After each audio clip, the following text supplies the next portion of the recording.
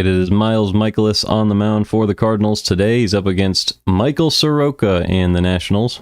We're going to take a quick look at Mikolas' stats so far this year. The one thing he's done really well is not walking hitters, and with the defense behind him, that has helped him in a lot of starts this year. Just a 1.34 whip. That's not too bad. It's obviously not great, but he gets crushed when he throws it in the zone too often dead center, so he really needs to work on just perfect location, because his stuff doesn't have the quality that it did a few years ago, and he gets crushed when he doesn't put it in a good location. So hopefully he can work on that, and the defense can support him as well as they can. Keep the ball in the ballpark, and I think the defense will do the rest. Let's see, is the game... Oh, here we go. All right, so it's C.J. Abrams for the Nationals. Leading off, it's going to be Abrams, Wood, Garcia, Bell, Lowe, DeYoung, Lyle, Mikolas, and Young. So that's going to be a new catcher there. Mias. I'm going to go with Mias, as that probably makes more sense. For the Cardinals, it's Donovan, Wynn, Burleson, Contreras, Nootbaar, Arenado, Gorman, Pozo, and Scott. So still no Herrera. Pozo getting the start behind the plate today, so that means that the day is off for Pajes. Here's the first pitch of the game to Abrams. Caught the zone, didn't get the call, perfectly placed in the corner. You can't blame Mikolas for that. It's 1-0. So unfortunate location there. It's Pozo doing the framing behind the plate, not Pajes. That might have something to do with that first call, as he puts the fastball right down the middle, and it's driven into the right center gap. And it is down and hops over the wall for a ground rule double to start the game. So an early double for Abrams puts a man on second with nobody out in the first. That was a fastball right down the middle. Mikolas couldn't get the call on the one that he put in a better location, and so he had to put it right down the middle. That's where Abrams took advantage. You could blame the umpire for that one, in my opinion, but man on second, nobody out. Here comes James Wood. Wood with a 939 OPS, 287 average on the year. First pitch from Mikolas. He is outside with the curveball, 1-0.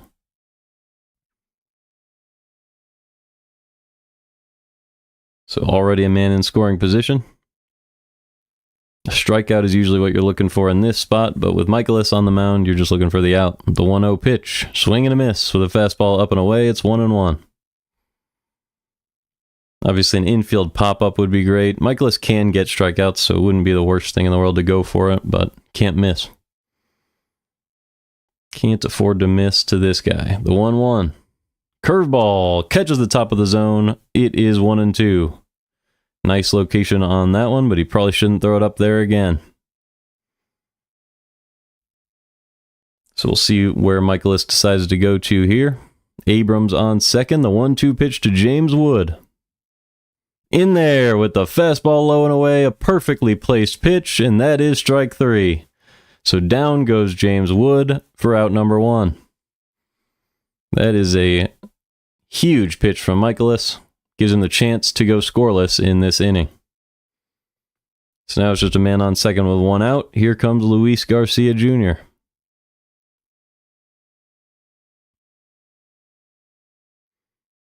Garcia hitting 266 on the year. The first pitch is the curveball up and in. It's popped up on the infield. The call is made by Wynn, and he makes the catch for out number two. Two down with a man on second for Josh Bell.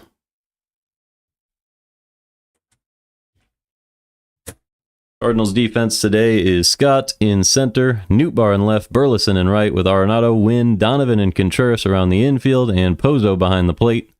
That means you have Gorman at DH. This is probably the best hitting lineup the Cardinals can put together with the current players they have. Obviously, you'd love to have Herrera, but he is not healthy. So, Cardinals really looking for offense in this one. The pitch to Bell is in there at the bottom of the zone with the fastball, 0-1. Bell just getting the start at DH. Hasn't had a great launch angle this year, but he has walked a lot and struck out a little. The 0-1. Misses downstairs with the slider, 1-1. So once he corrects his contact, Bell is going to be a really nice hitter for the Nationals.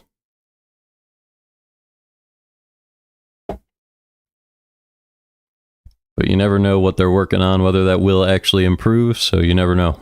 The 1-1 pitch. Grounded over to the right side. Brendan Donovan is there, and Mikolas goes through the 2-3-4 hitters to get 3 outs, and we go to the bottom of the first, still scoreless. That was a great inning from Mikolas, really. Because he kind of had to throw one down the middle to Abrams at the start of the game because he didn't get the call. So I don't really blame him for that double. And then you look at the next 3 guys, he got them. So I think that's a great inning from Mikolas. It's going to be Donovan, Wynn, and Burleson against Soroka. We'll grab Michael Soroka's numbers. He's been a little bit... this is really interesting. A 5.4 ERA, so that's not good, but the whip at 1.14 is pretty good. The breaking ball's good, the fastball's not. Allows pretty hard contact, but doesn't allow a lot of barrels, and does get a lot of ground balls, doesn't walk a whole lot of hitters, so he actually looks like a pretty good pitcher this year. Gets strikeouts, doesn't walk a whole lot of guys. Seems like the only thing you can really get him with is hard hit balls where the defense isn't. So just, pile up those singles. I think that's good for the Cardinals. It's a good matchup because the Cardinals don't hit a ton of home runs, but you're going to need a lot of singles in a row, maybe an extra base hit into the gap, because you're not going to barrel a lot of pitches from Soroka. So he looks pretty good. Let's see, did he give up more barrels last year? Yes, he did. So I guess you can get to him. Nobody's done it quite yet this year. So that is something to keep in mind as well. I am going to see if I can quickly grab Soroka against the Cardinals here. So here he is, and here's his history against the current lineup. Not a lot of history here. 0 for 1 by Wynn, 0 for 1 by Contreras, 0 for 2 by Nootbaar, and then 1 for 2 by Arenado and Gorman. Not a whole lot there. Sure the game might be back by now. Yep. So we'll get back to that. First pitch is in there against Brendan Donovan. Soroka throws 43%, 4 seams, 36% slurves, 11% sinker, 10% changeup. The 0-1 to Donovan is driven out to right field, but foul. 0-2. That one was close to being extra bases, but just couldn't keep it fair. Donovan had an 801 OPS on the year, 8 homers in 85 games. The 0-2 pulled through for a base hit. Looked like Garcia just could not make the play on that ball. He didn't even dive, didn't really give it a full effort. But Donovan hit it where he was not. It's going to be Lyle in right today for the Nationals, with Young in center, Wood in left, Garcia at second, Abrams at short, with DeYoung playing third base today, and Lowe at first, Mikolas behind the plate. Obviously, Bell is their DH. It's weird seeing DeYoung playing third, but obviously it's because the Cardinals used him at short for so long. Missed outside with the fastball, 1-0. So Soroka is behind on Wynn, and Donovan already has a single. That is the approach that the Cardinals should be taking. It is hard hit singles. Just hit the ball hard. Find the spot where the defense isn't. That's what Donovan does best, so you imagine he's going to do well against a guy like Soroka. We'll see if Wynn can follow suit. Soroka found the zone with a strike there. It's 1-1.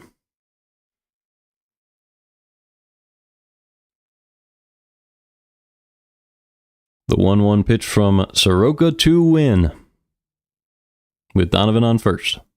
Swing and a miss on a slurve way low and away. It's 1-2. Must have been a deceptive pitch as it got Wynn swinging out of his shoes.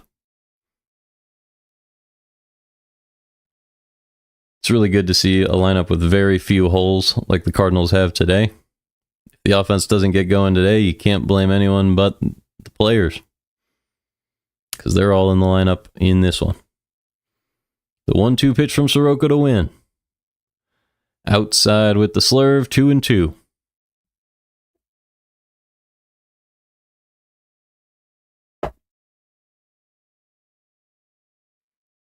Mason Wynn in his 82nd game of the year. He's officially on the back half. Has 7 homers, 705 OPS. 2-2 pitch from Soroka. Right down the middle, fouled back, still 2-2. There's just a fastball right in there.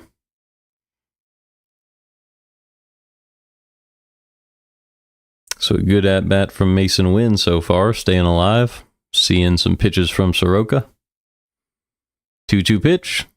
Hold to the left field. That one's going to get down for extra bases. This is exactly what you're looking for. Mason Wynn drives one up against the wall, and it's runners at second and third with nobody out in the first. What a swing by Wynn. This one was just another fastball low and in. I guess it might have been the sinker, but he was able to get the barrel down and in. It doesn't matter which pitch it was. Got around on that one, pulled it to the wall. And Wood had a slow throw in, but Donovan was held up at third. So runners at second and third. A good safe decision by Pop Warner. Make sure that that run scores. No need to take an unnecessary risk. Still scoreless in the first. Here's the pitch to Burleson. Just outside with the fastball, 1-0.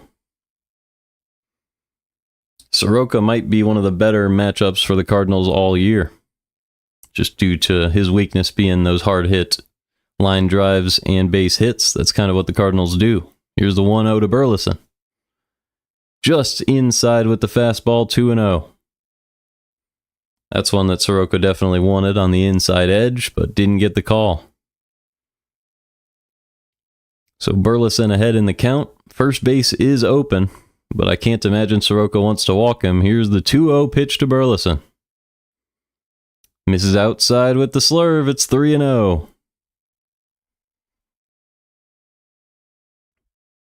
With Wilson Contreras waiting on deck, the Cardinals have runners at second and third, nobody out, still scoreless in the bottom of the first.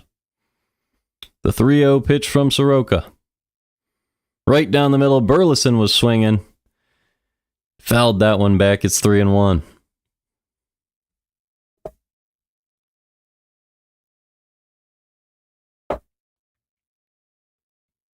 I like the aggression from Burleson there. You have runners at second and third. Swing in the back can guarantee that you drive in a couple of them, but didn't quite put it in play there, so he can still afford to be selective if he wants to. The 3-1 pitch to Burleson. Low and in, he pulls that one foul, and all bets are off. It's 3-2.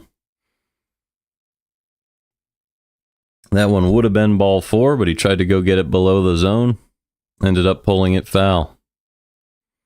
Wilson Contreras applying some grip spray to his bat. Burleson at the plate, the 3-2 pitch from Soroka. Fouled back, so a good at-bat from Burleson. Trying to make sure he gets the value out of that 3-0 count. And now it's still 3-2.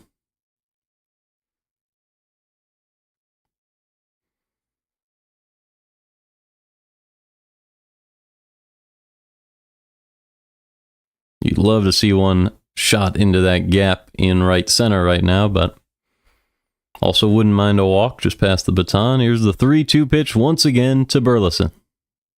Top of the zone, grounded up the middle. Abrams is going to go to first for out number 1. So Burleson with an RBI ground out moves Wynn over to third, and Donovan scores. It's 1-0 Cardinals. Some good old school baseball there by Burleson. Didn't want to take the walk and wanted to make sure that that run scored. And I don't blame him. So an RBI for Burleson. And that's going to bring up Wilson Contreras with Wynn on third and 1 out. First pitch to Contreras. Right down the middle, fouled back. 0-1.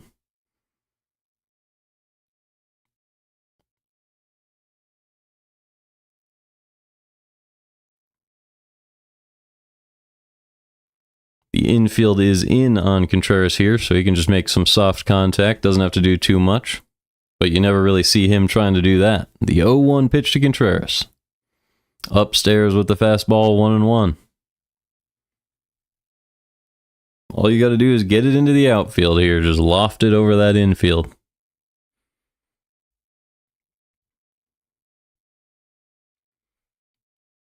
Win on third. The 1-1 pitch to Contreras. from Soroka. Swing and a miss on a slurve at the bottom of the zone, 1 and 2. That was a nice pitch to Contreras. Good hesitation by Soroka. Probably threw Contreras off a little bit.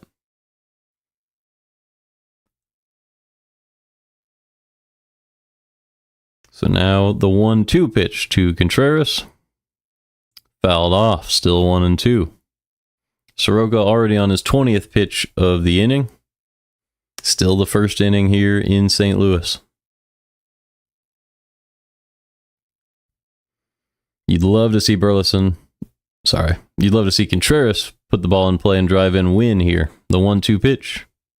Upstairs with the fastball, 2 and 2. Burleson already did that. He put the ball in play, was able to drive in Donovan. Got to cash in on that man on third with 1 out here. The 2-2 pitch from Soroka to Contreras. Low and away with the slurve, strike 3, and they tag him out for out number 2. So Contreras chases a slurve that ended up going way out of the zone. He was looking for that fastball low and away. That was almost a Javi Baez level chase right there. At least the Javi Baez of old. He might be playing a little better this year.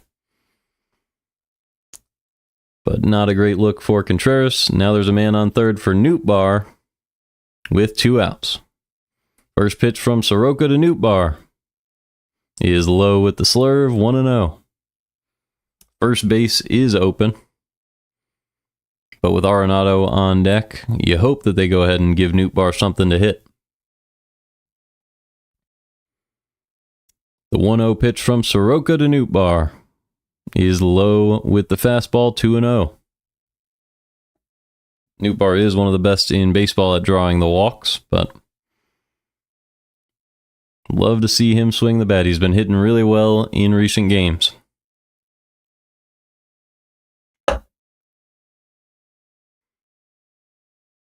The 2-0 pitch from Soroka to Nootbaar with Win on third. Low and in with the fastball, 3 and 0. So it looks like they are going to choose to pitch around Nootbaar unless they start to attack the zone here. You don't really expect Nootbaar to be chasing something like this. The 3-0 pitch to Newt. Right down the middle with the fastball, 3 and 1. So Soroka not wanting to give in that easily.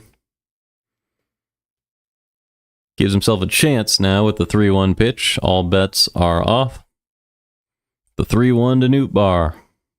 Top of the zone, grounded over to first. Nootbaar thought it was going to go foul, didn't run it out. He was going to be out either way. So the Cardinals strand win at third, but Donovan does come around to score. On an RBI ground out by Burleson, it is 1-0 Cardinals after 1.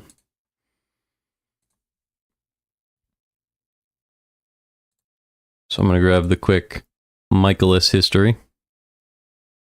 Why do we have 2 Sorokas? Oh, sorry, this is the wrong one. That's Gore.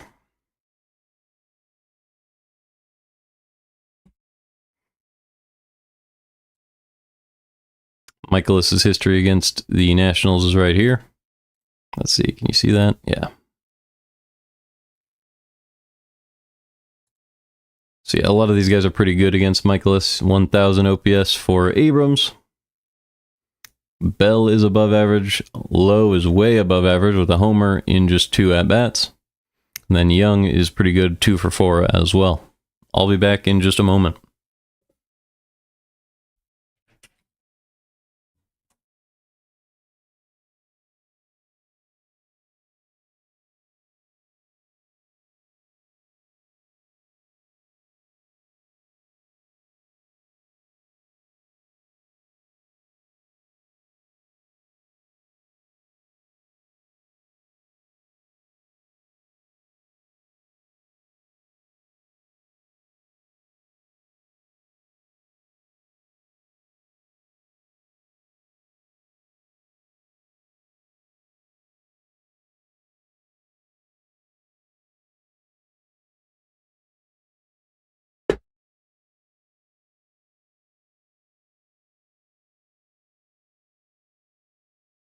All right.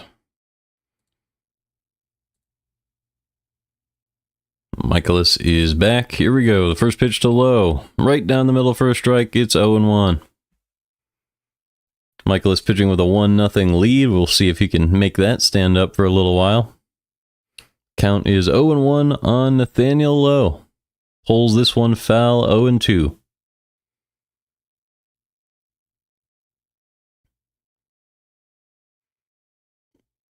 Lowe with 14 homers on the year. We saw one in the game yesterday. .235 batting average. The 0-2 pitch to Lowe.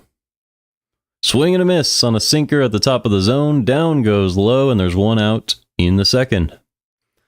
It's going to bring up a Cardinal, I guess not a Cardinal legend, but a former Cardinal in Paul DeJong. A man who had some big moments with the Cardinals over a few seasons. 2021, he hit some big homers at Wrigley during the streak. Had a big homer in 2019 against Craig Kimbrell as well, also at Wrigley. Crushed the Mets while he was on the Cardinals. It was always fun to watch DeJong.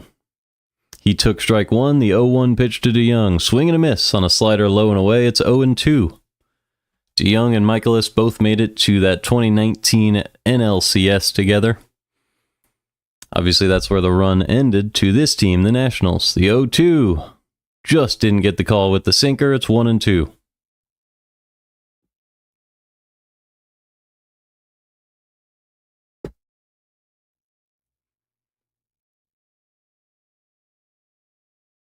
The 1-2 pitch from Mikolas to Paul DeJong. Goes outside with the sweeper, missed outside. It's 2-2. In 20 games this year, DeJong has a .592 OPS, 1 homer, and 7 RBIs. 2-2 pitch. Fouled back, still 2-2.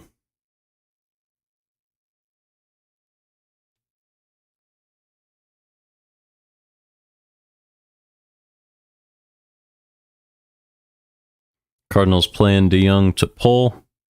His counterpart Mason Wynn in that left side infield gap, as here's a ground ball foul, still 2-2.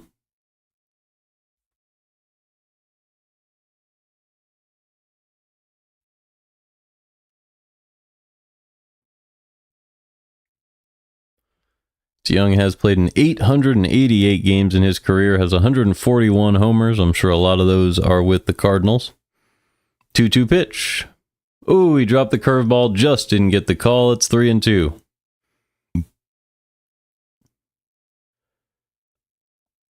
DeJong with 141 homers out of his 693 hits. So that's a pretty cool ratio. 3-2 pitch.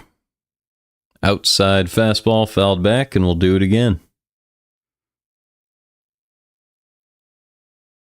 Looks like it's about 1 in 5 of his hits are homers. I wonder what the ratio is for a guy like Judge. 3-2 pitch to DeJong. Swing and a miss on a slider low and away. Down goes DeJong, and there's 2 outs in the second.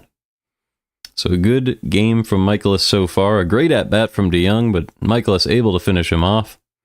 It's going to bring up Dalen Lyle. Lyle is back in right field. He got the day off yesterday. Actually, I think he got the day off 2 days ago. First pitch to Lyle is grounded over to first base. Mikolas able to make the grab on the run for the final out. Good flip by Contreras. We go to the bottom of the second. Still 1-0 Cardinals.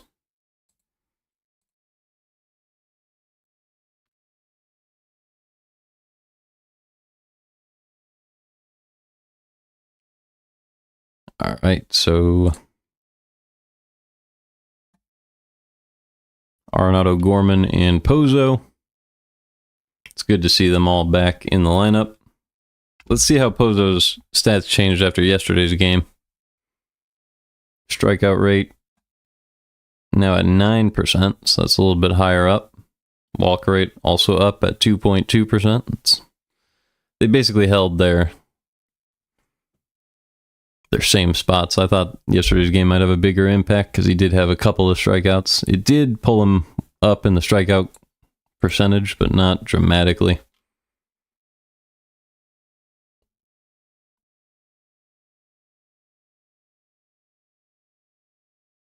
I am curious about Mikolas, but we can look at him a little more later on.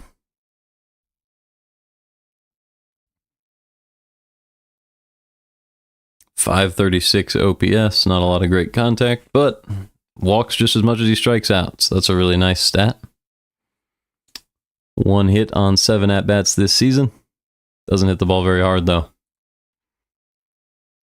So let's go ahead and throw Gorman up here, and we'll get back to the game.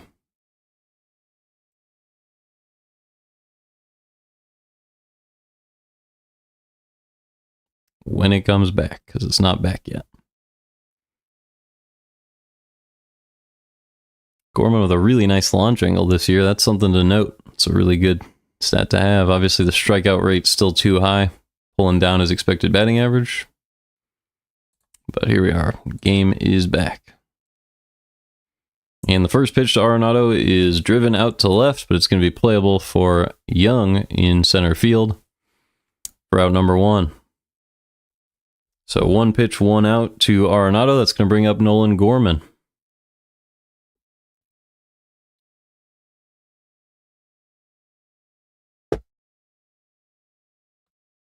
Young really covering a lot of space out in center field. He drifted pretty far out to the left side for that one. That's a really big help with Wood in left field. As the first pitch is in there for a strike to Gorman, it's 0-1. 0-1 pitch from Soroka to Gorman is a fastball, fouled back, 0-2. Interesting thing about this game is Arenado and Gorman are less of those base hit, line drive type guys. So these two are probably going to struggle a little more against Soroka compared to Pozo, Scott, and the rest of the lineup. Swing and a miss, down goes Gorman. So there's no surprise there. Couple of barrel guys against a guy who more so gives up those line drives and base hits, and he gets 2 outs in just a few pitches. That's going to bring up Joel Pozo with 2 outs and nobody on. Pozo's a guy who matches up really well with Soroka, so it's good to have him at the bottom of the order.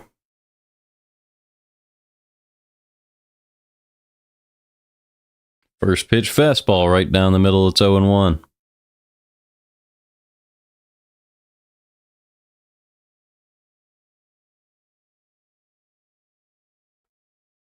The 0-1 pitch to Pozo. Swing and a miss on a slurve below the zone, it's 0-2. Pozo seems to be struggling with finding some of these wicked pitches. This slurve is a tough one to track, and he didn't have a high strikeout rate coming into yesterday's game, but been struggling a little bit more in recent, at least the last couple games. That was another slurve. He barely fouled that one off. Still 0-2 on Pozo. So this could be a really nice inning for Soroka to bounce back, but then the Cardinals will get right back after him with all these line drive guys due up. The 0-2 pitch from Soroka to Pozo. Outside with the slurve, 1-2.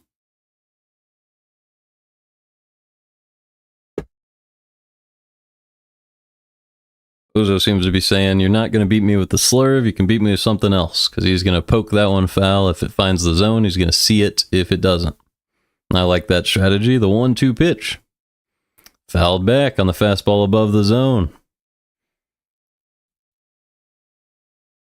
That's the other cool thing about Pozo's frame, is that he can go out of his zone pretty comfortably. He chases amongst the most in baseball, but he just somehow makes contact with everything. Because he could probably reach the ground with his swing. The 1-2 is way upstairs, 2-2.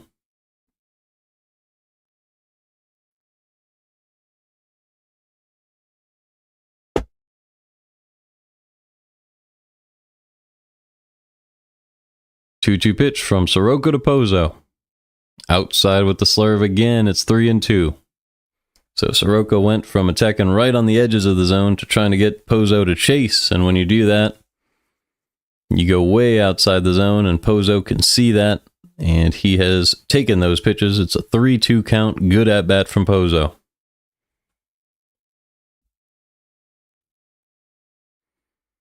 Three-two pitch from Soroka to Pozo. Fouled back, and we'll do it again. So a really nice at bat from Pozo. Worked a full count. That'll put Soroka at pitch number 40 on the day here at the end of this second inning.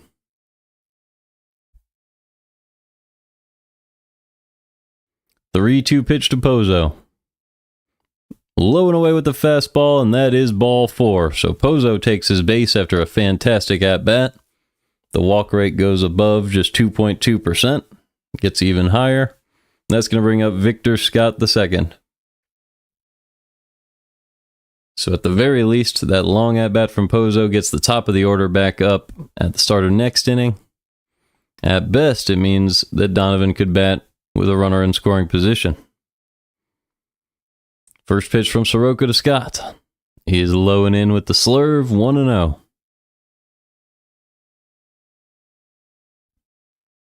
Obviously, the best case scenario would be a Scott homer here, but I don't see that as a very likely possibility. The 1-0 pitch from Soroka to Victor Scott II.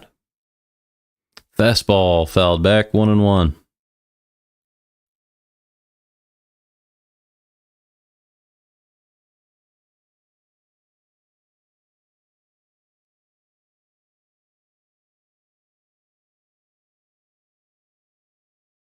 Scott with a 641 OPS, 4 homers in 86 games. He's going to pull back a bunt attempt on a pitch that was below the zone. It's 2-1.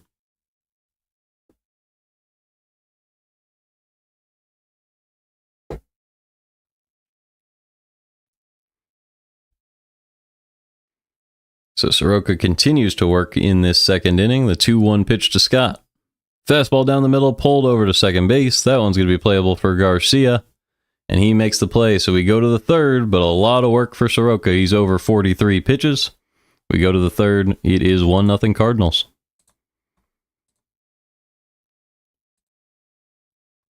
So finally we get to look at Mikolas and Young. Kind of already looked at Mikolas, but we'll throw his picture up here. 27 years old, catcher, switch hitter. He's been in the league for a few years, but nothing more than 57 at-bats. So a very, very low sample. Went to Missouri State, drafted by the A's. Had a good year in 2023 and just 28 at-bats.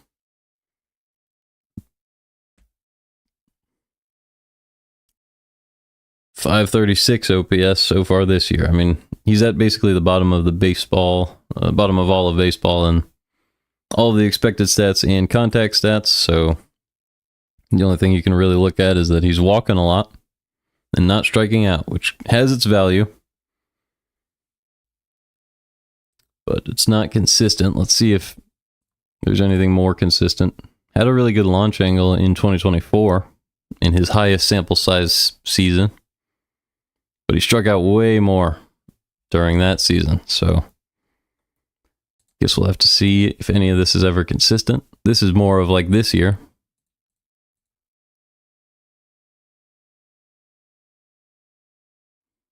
I guess we'll have to find out. I mean, small sample sizes can give you some really weird looking stats, so all of this with a grain of salt.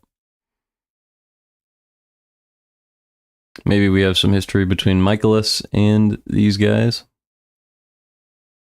Yeah, Young has hit Mikolas pretty well. He's 2 for 4 against him. Abrams has as well. So 2 out of these next 3 hitters have done well against Mikolas.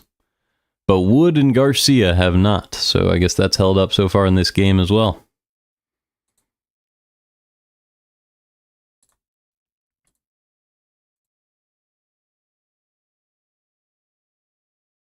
All right. Drew Mikolas is at the plate for the Nationals. First pitch. Missed low with the fastball, 1-0.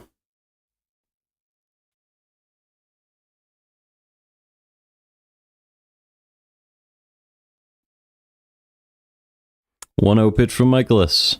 Ground ball, easy play back to the mound. Mikolas is going to flip it to first for out number 1.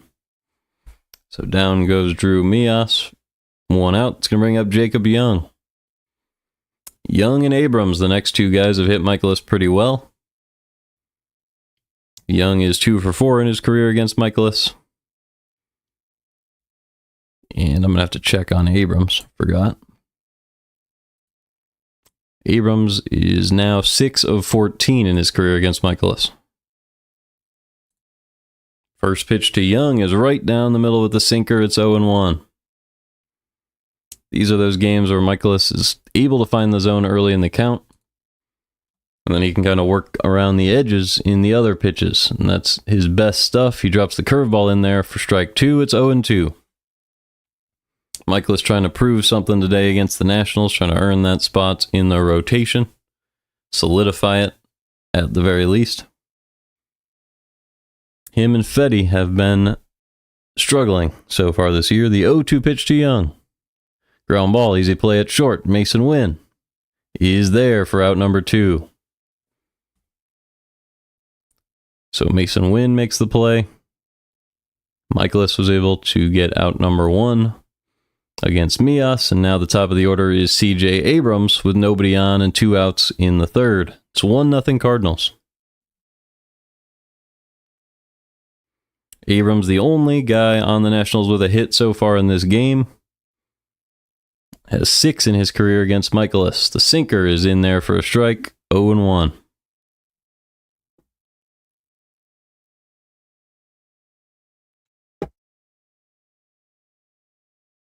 The 0-1 pitch. Inside with the slider, 1-1. If Mikolas can get those calls on the edge of the zone, that'll help him out a lot against Abrams. So we'll see if he can attack the corners here.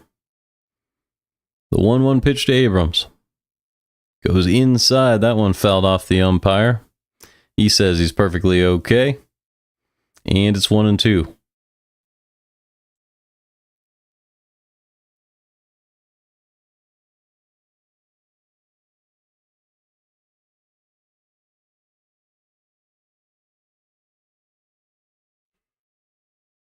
Pozo gave him a minute anyway. Now the 1-2 pitch to Abrams. Grounded foul. Still 1-2.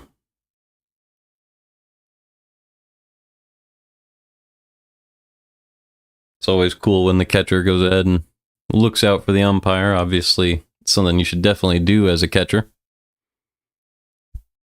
The 1-2 pitch now from Mikolas to Abrams.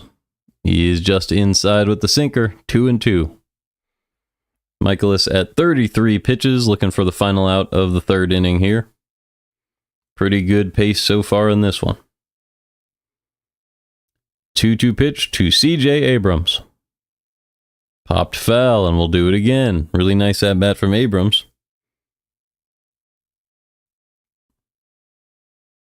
He's seen a lot of 2-strike pitches here.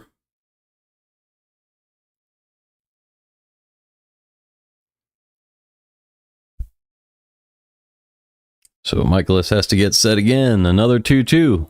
Swing and a miss on a sweeper low and in. Mikolas is rolling. We go to the bottom of the third. It is still 1-0 Cardinals. It's going to be Donovan, Wynn, and Burleson at the top of the Cardinal order in the bottom half.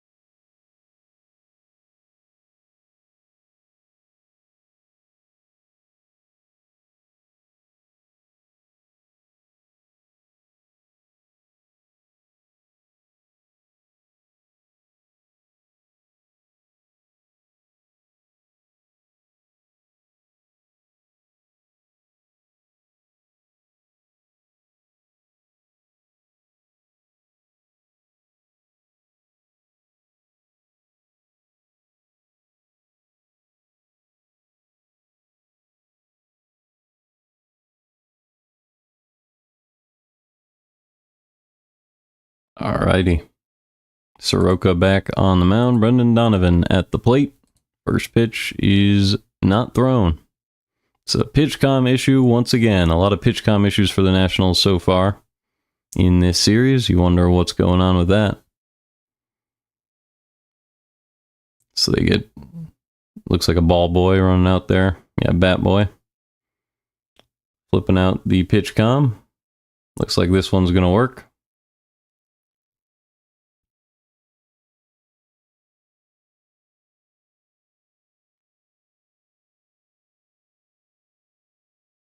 So we'll get to settle in now. Bottom of the third inning, top of the Cardinal order at the plate. They're already up 1-0. The first pitch to Donovan is a slurve right down the middle. It is strike one. It's 0-1 on Donovan. The 0-1 pitch. Outside with the changeup, 1-1.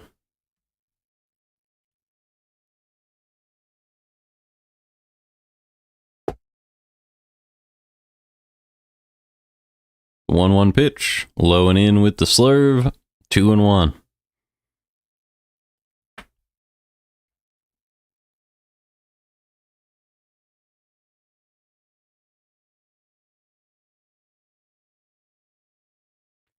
The 2-1 pitch to Donnie is in there, low and in with the fastball, 2-2.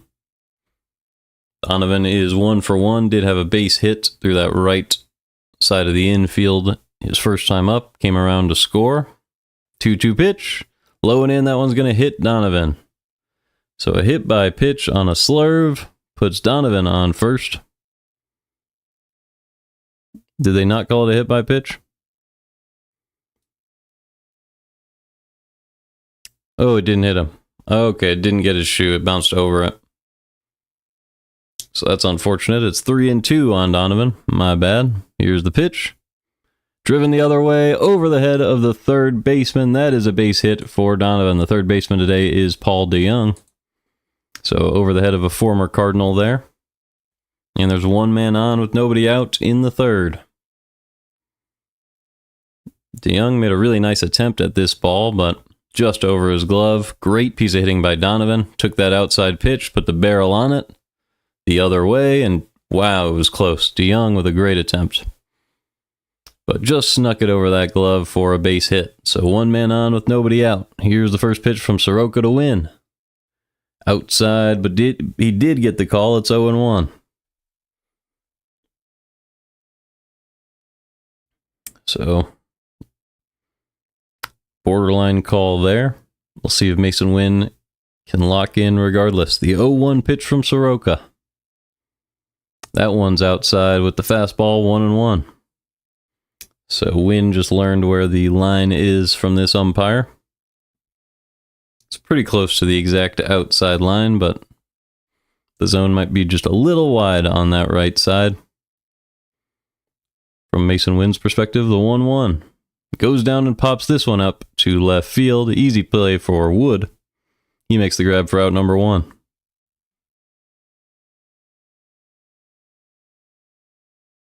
So that's going to bring up Alec Burleson with Brendan Donovan on first and 1 out in the bottom of the third. Burleson is 0 for 1, but he had an RBI. It was a ground out. He went up 3-0 in the count, but didn't want to take a walk, swung 3-0, and ended up grounding out in order to drive in the run. As he fouls one off his foot there, it was a changeup right down the middle.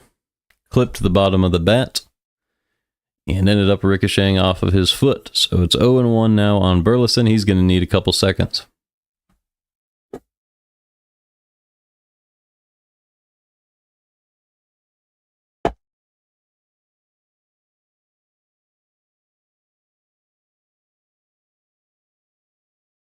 All right. Burleson digs back in. Soroka is ready. The 0-1 pitch to Burleson. Sinker outside, fouled back. It's 0-2.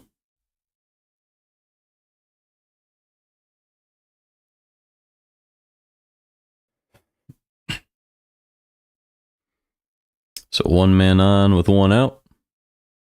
0-2 count on Burleson in the bottom of the third. The Cardinals lead 1-0. The 0-2 pitch is in the dirt with the slurve, 1-2. Donovan able to advance to second on that one. It got a little too far away from Mikolas. You almost never see Brendan Donovan try something like that, so I thought maybe it was Wynn. But Donovan with a really good read. He's showing that hustle that he always plays with. And that throw was just late on Donovan there, so he's in scoring position for Burleson. Perfect read from Donovan. Here's the 1-2 pitch from Soroka to Burleson. Low and in again. That one with a great play by Mikolas. Able to be kept in front of the catcher. 2-2. One ricocheted way out in front of the plate. Looked like it was going to fly off of that Busch Stadium sign behind home plate, but a great play by Mikolas to keep it in front of him. Here's the 2-2 to Burleson. Driven out to center field. That one's going to be down for a base hit. Brendan Donovan's going to come around to score, and the Cardinals lead 2-0. Long base hit from Burleson. That one was absolutely smoked off the bat. And now Mikolas has some extra protection.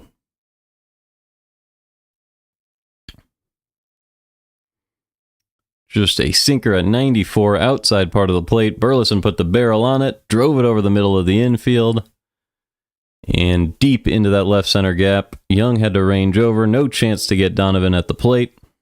Burleson on first. First pitch to Contreras is in there for strike one. So Contreras now batting with a 2-0 lead. Burleson on first and 1 out in the third. 60th pitch of the game from Soroka. The 0-1 to Contreras is fouled back, 0-2.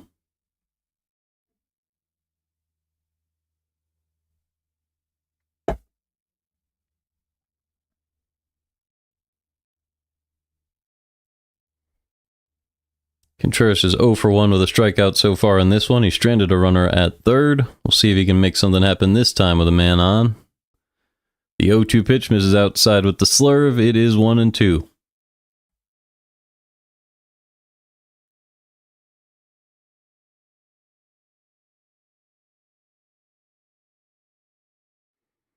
The 1-2 pitch from Soroka to Contreras.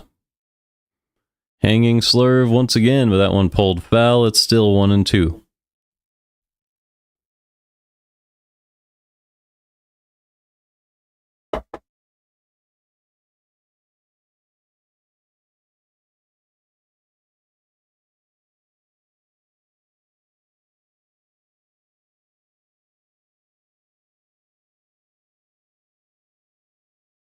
The 1-2 pitch from Soroka to Contreras. Fastball down the middle, popped up. That one looks like it might be in the field of play. And it is. Low ranged over and made the catch from first base. And that is out number 2. So an unfortunate pop out by Contreras. Probably a little frustrating. That's going to bring up Lars Nootbaar. Nootbaar's a guy I could see hitting Soroka pretty well, but he needs to find a pitch he can hit. All 4 of the Cardinals' hits have come from Donovan, Wynn, and Burleson at the top of the order.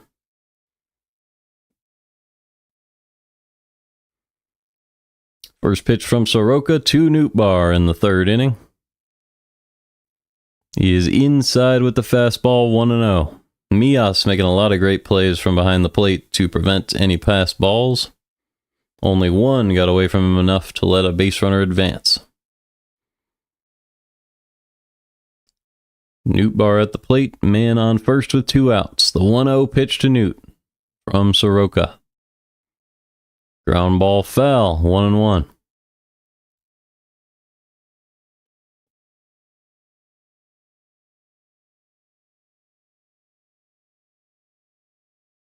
Burleson is the one on first base. So you don't really expect an extra base hit to score a run, but if he puts one deep enough into the gap, maybe it could. The 1-1 pitch. Just caught the outside corner with the changeup. It is 1-2. So Soroka a pitch away from getting out of the third inning, but he threw 20 pitches yet again. He is at Pitch number 67 on the game, as the Cardinals lead this one 2-0. Here's the 1-2 to Nootbaar. Misses just low with the changeup, crossed up his catcher. That one actually caught the zone, but didn't get the call. It's 2-2. You never get the call when the catcher's not in position to make the play on the pitch. So you got to hit your spots. 2-2 pitch from Soroka to Nootbaar. Low and in with the slurve. Didn't get the swing. It is 3-2. So this changes the equation a little bit. Great job by Nootbaar getting this to a full count.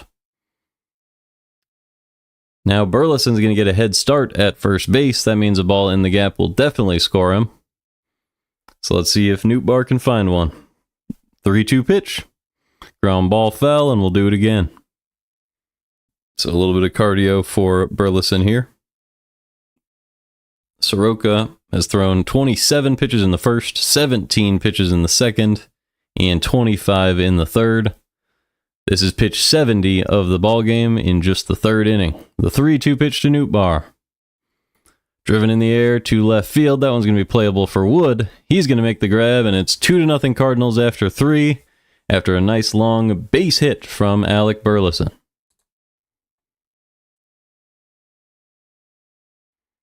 We go to the top of the fourth.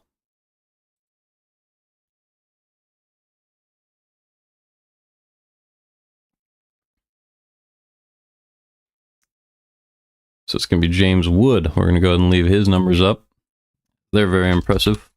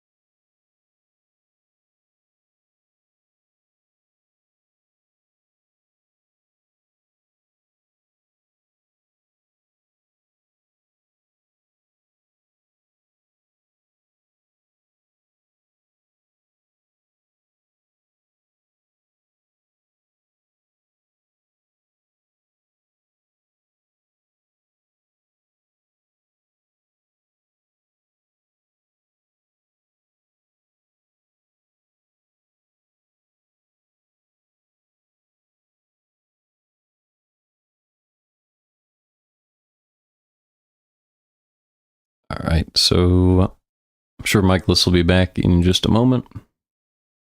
Mikolas had 35 pitches so far in this game. Just one hit allowed. He's been great.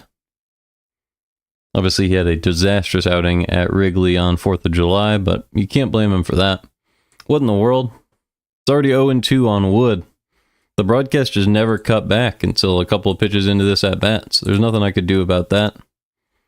0-2 on James Wood.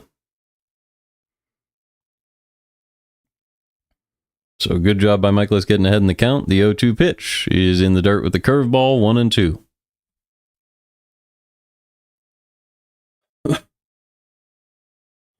The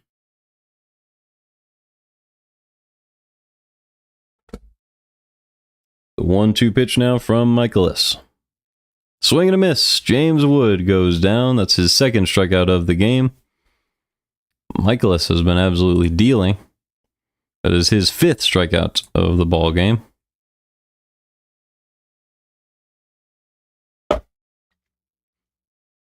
So with 1 out and nobody on, it's going to bring up Luis Garcia. Both Garcia and Wood have been lackluster against Mikolas so far in their careers. As the fastball misses low and in, it is 1-0. Looks like the Mariners are no-hitting the Yankees in the Bronx right now in the 6th inning, so watch out for that. As here's a ground ball over to first base, Contreras makes the play on Garcia for out number 2. Mikolas is having a heck of a game right now against the Nationals as well.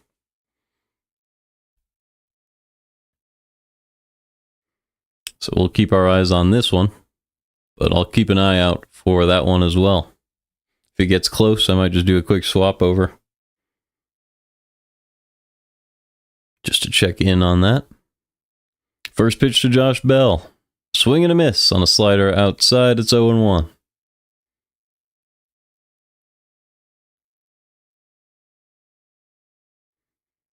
The 0-1 pitch from Mikolas is low with the curveball, 1-1 on Bell.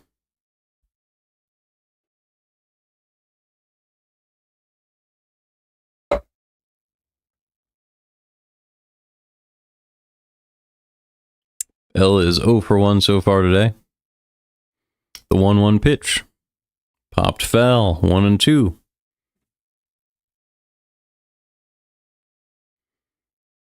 Bell with a .389 average, 5 extra base hits, a home run, and a 1.072 OPS in his last 11 games. So maybe he's figured out that launch angle a little bit. The 1-2 pitch from Mikolas. Ground ball, playable at first. Contreras is there again, flips it to Mikolas for out number 3. Mikolas has been fantastic. That is 12 batters in a row retired by Mikolas. We go to the bottom of the 4th. 2-0 Cardinals.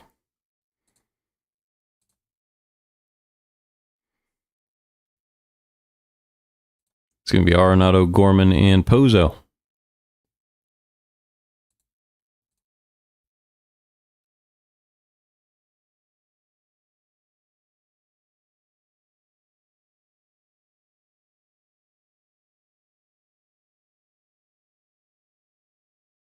All right, I'm going to be right back.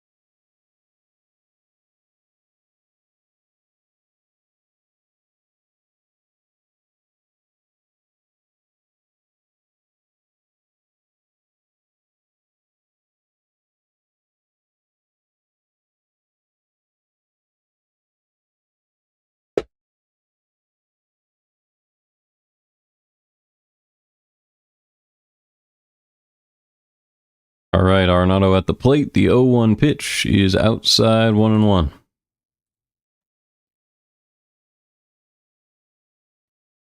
So Soroka at pitch number 72. Arenado is 0 for 1 so far today. The 1-1 pitch. Outside with the slurve, it is 2-1. And here's a quick attempt. The 2-1 pitch to Arenado. Swing and a miss on a slurve outside. It's 2-2. Arenado hitting .244 so far this year. 10 homers, 41 RBIs. 2-2 pitch from Soroka to Arenado. Up and in, inside out swing, fouled off. Still 2-2.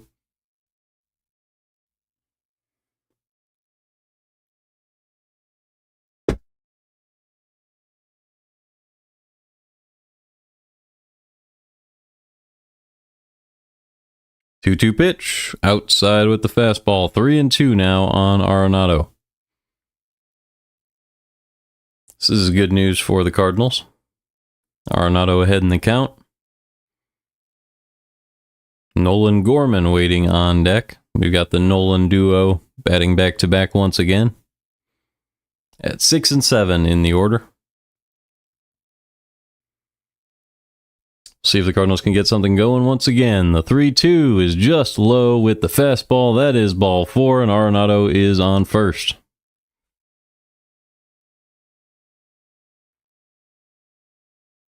So one man on with nobody out in the fourth. The Cardinals lead 2-0. Here comes Nolan Gorman. Gorman is 0 for 1 with a strikeout so far in this one. Not the matchup you'd typically hope for, but Gorman has been hitting a lot more line drives, so maybe he'll find one here. Changeup missed inside, it's 1-0.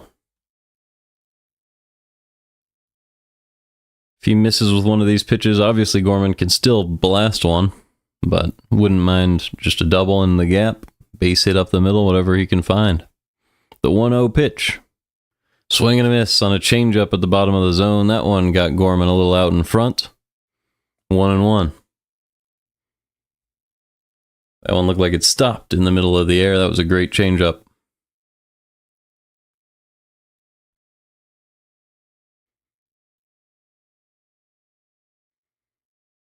Here's the 1-1 pitch to Gorman.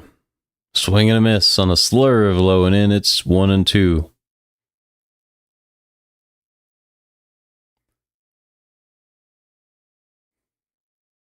The problems for Gorman have remained the same over the last couple of years. Strikeout rate is just too high.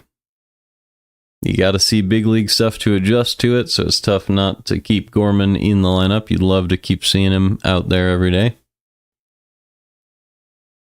But hopefully he can make an adjustment and see these pitches better. The 1-2 pitch from Soroka to Gorman. Pulled foul. That was the slurve low and in. Still 1-2. Soroka now above 80 pitches.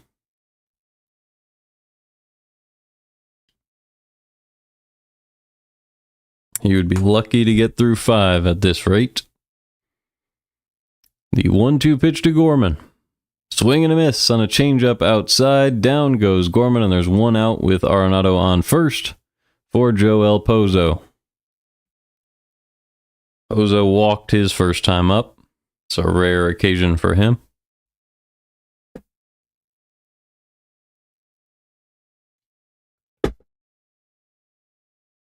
I am very confident that Pozo has not walked in back-to-back games before this couple of days here. Swing and a miss on a fastball up and in. It's 0-1 on Pozo.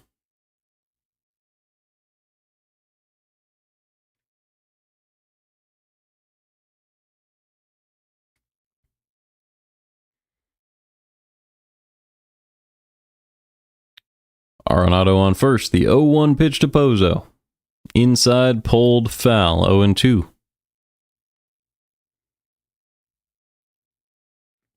So Soroka settling in a little bit during this fourth inning. But it's pretty late to be doing that. The pitch count really climbing for him. You might not want to see him face Brendan Donovan again at the top of the order. And the Nationals are still within striking distance, so I wouldn't be surprised if they just let him face Pozo and Scott and then call it a game. But for the sake of the bullpen and for the sake of the Cardinals, I kind of hope that isn't the case. The 0-2 reaches down and pops up this changeup. It's going to be playable for Garcia at second base. He's going to make the grab for out number 2. So that's going to bring up Victor Scott. Victor Scott II, he is 0 for 1 so far in the game. Left a man on base his last time up. That was Pozo after a walk.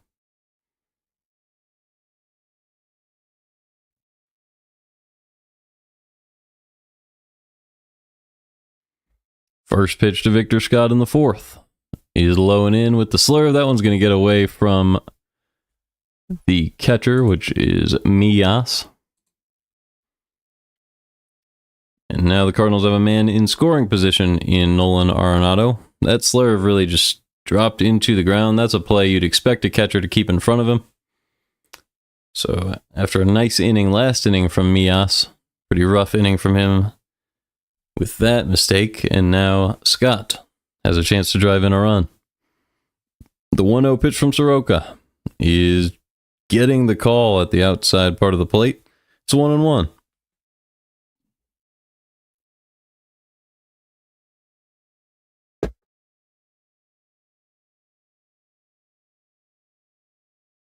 Was a little bit outside, but he got the call. The 1-1 gets another call at the bottom of the zone. It's 1-2. That one was in there, though.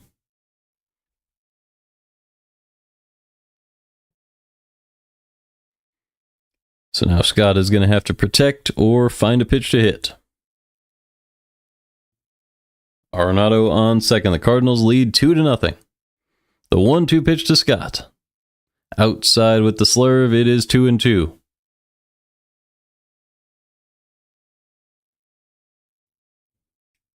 So this is going to be a really interesting scenario, regardless of what happens here, as Soroka is going to be at 90 pitches. As here's the 2-2. It is in the dirt, 3-2, so he's going to be over 90 pitches.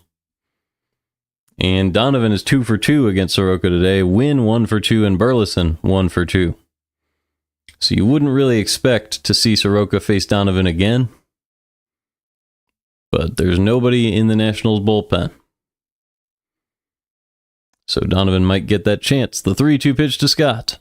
Swing and a miss on a slurve, low and in. Down goes Scott, and we go to the fifth. It is still 2-0 Cardinals. So now it's still a little bit interesting next time the Cardinals come up, because they could just end the day for Soroka right there. He's already thrown 90 pitches. And you have the top of the order against him. Donovan, Wynn, and Burleson are all doing well in the game against Soroka.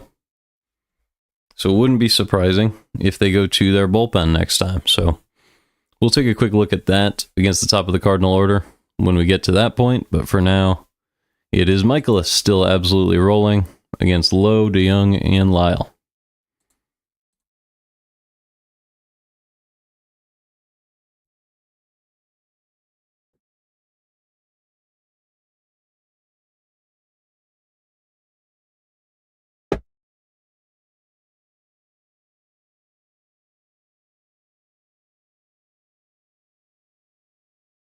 -2 batting run value, 707 OPS.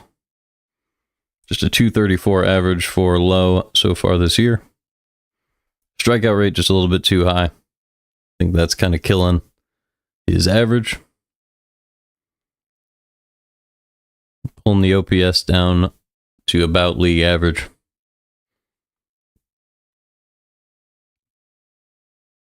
Launch angle, not a problem. Yeah, he just needs to get rid of this high strikeout rate. Last year he did, and he was a really nice hitter. 762 OPS.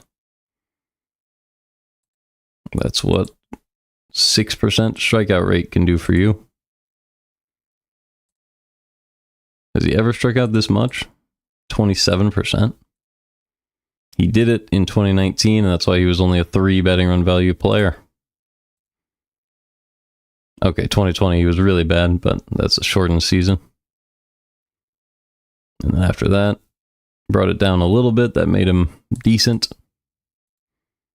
Brought it down a lot more, made him really good. So, just something to note from Nathaniel Lowe. As he takes a ball below the zone on the changeup, it is 1-0. Lowe is 0 for 1 so far in the game today. The 1-0 pitch from Mikolas. In there with the fastball, 1-1. Mikolas has not given up a base runner since the first hitter of the ball game. And that was C.J. Abrams.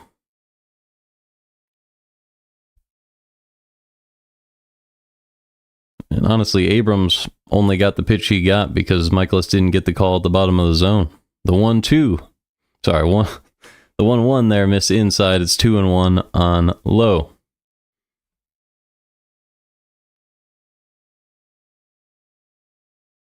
2-1 pitch, swing and a miss on a changeup low and away. It's 2-2 now on low.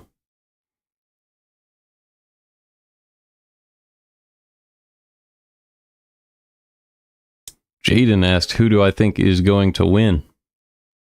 I'm going to have to guess the Cardinals right now.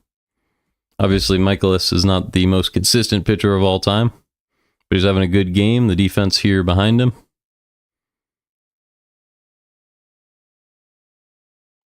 So yeah, I think I would have to go with the Cardinals here. A 2-run lead is also a huge deal from the perspective of who's going to win the game. The 2-2, that one pulled foul. Still 2-2. Mikolas had just 51 pitches here in the 5th. If you take that into account, you could probably go through the lineup at least one more time, get to probably the 7th inning. Then you have the better members of the bullpen available. 2-2 pitch, ground ball. Back to the mound. Mikolas goes to first for out number 1. So 1 out, nobody on. It's going to bring up Paul DeJong. DeJong struck out after a very long at-bat, his first time up. Nice pitch from Mikolas with a full count.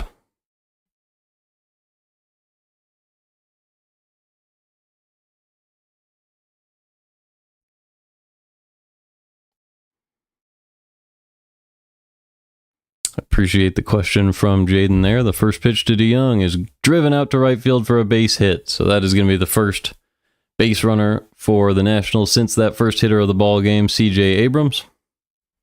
And Paul DeJong is on first with 1 out.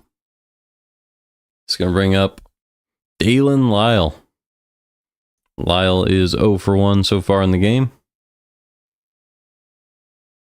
He's yet to walk.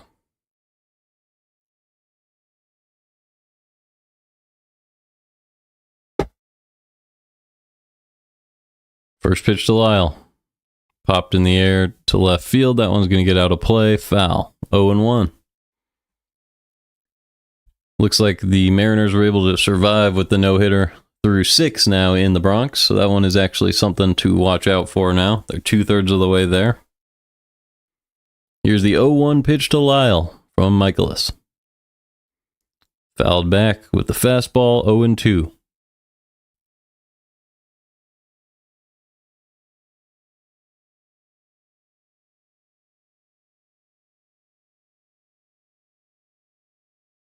Donovan playing in the gap, playing Lyle to pole. With DeJong on first and 1 out in the 5th. Mikolas has been very efficient with his pitches. Getting a lot of strikeouts today for a pitcher with his arsenal. And a lot of soft contact as well. The 0-2 pitch to Lyle. Just outside with the curve, and it looks like DeJong will be held back at first base. As Pozo did a little bit of a weird pitch out there on the curveball. Stood up and checked on DeJong, made sure he didn't take too big of a lead. Curveball was nowhere near the zone. The 1-2 pitch. Up and away with the fastball, 2-2.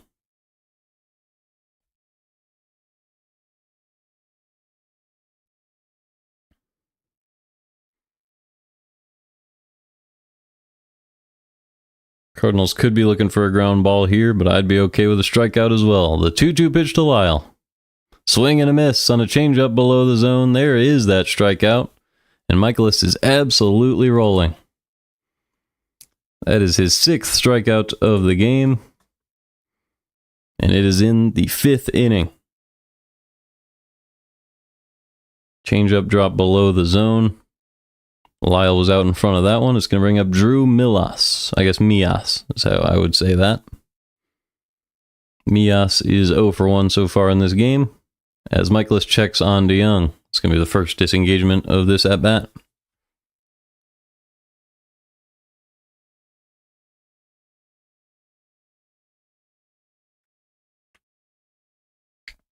Two outs, man on first. First pitch to Mias. Caught the top of the zone with the changeup, 0-1. Mikolas has full command of his stuff in this ballgame.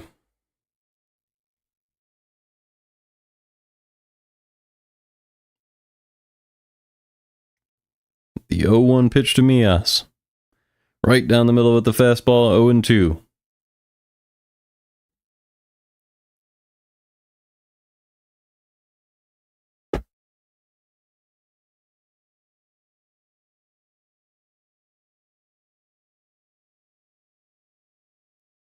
Cardinals playing Mikolas to pull. 2 outs, 0-2 count. Here's the pitch to Mikolas. Ground ball, playable at first. Contreras with the flip, Mikolas with the play. And we go to the bottom of the 5th. Mikolas still rolling. Cardinals still lead 2-0.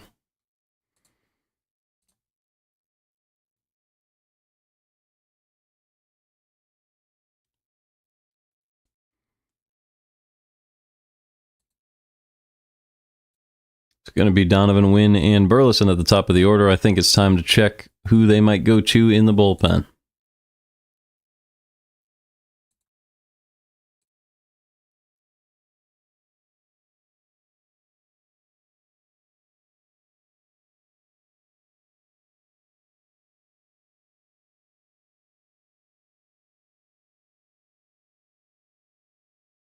Okay, so they used Rutledge yesterday, they used Garcia, and they used Henry. They used Chafin just a couple days ago. They still have a few good relievers still available. But they're looking for a guy who can get through the order a couple times. So I'm going to check. I mean, who throws a lot of pitches? Brad Lord threw a lot of pitches. It was 5 days ago. That would be a guy they might be able to go to. There's Lord, and then maybe Mason Thompson. Because Rutledge threw yesterday.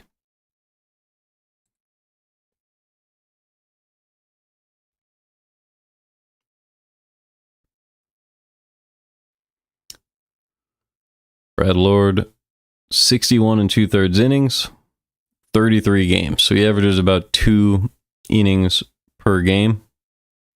Also has a lot of starts, so I think that would be one where you might... I mean, 6 starts might be the reason that inning count is that high, but I don't think you get that far ahead in that amount of time. So he's definitely done a couple 2-inning outings. Liberatore is going to be on the mound for the Cardinals tomorrow. I wouldn't be surprised to see Brad Lord come in the game for the Nationals here, but you don't love him in that righty-lefty matchup, so maybe they go to a lefty.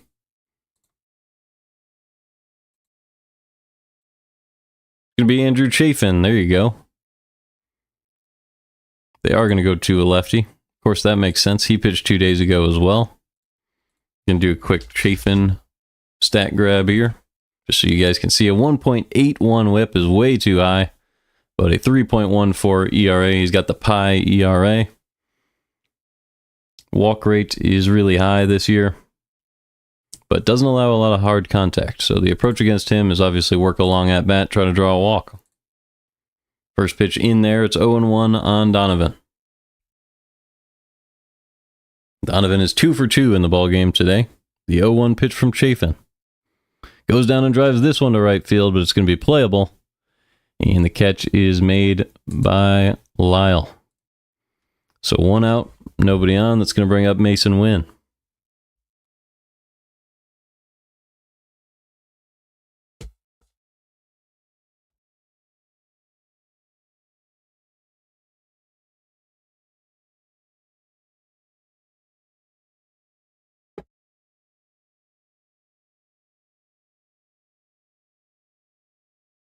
First pitch to Wynn from Chafin. Right down the middle with the sinker, 0-1. Chafin's stuff does produce soft contact when he can put it in the zone. The walk rate is way, way, way too high at almost 20%. So if you're the Cardinals, I mean, you hope that he loses some of that command. Yeah, there you go. Sinker way outside. It's 1-1. But you got to keep your patience. If you see a pitch you can hit, definitely go get it. But best way to get base runners against Chafin is just foul pitches off, make him throw a lot. The 1-1.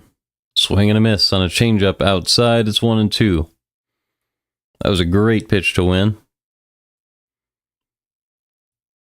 Would have been really tough to make contact with that one.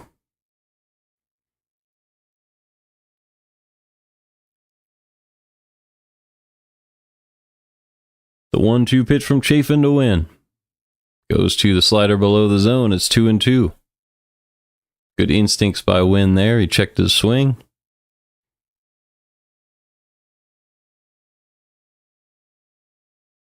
Alec Burleson with both of the RBIs for the Cardinals so far today. He had a long base hit that drove in a run, also had a ground out. 2-2 pitch is low with the sinker. It is a full count on Wynn. So Alec Burleson now on deck. Might have the chance to drive in another run. We'll see what Wynn can do with a full count here. The 3-2 pitch from Chafin. Ground ball back to the mound. Chafin makes the play. Wynn will be out for out number 2.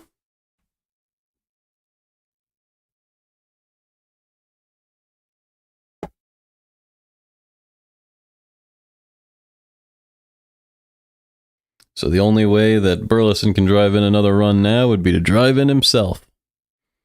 Look for a homer.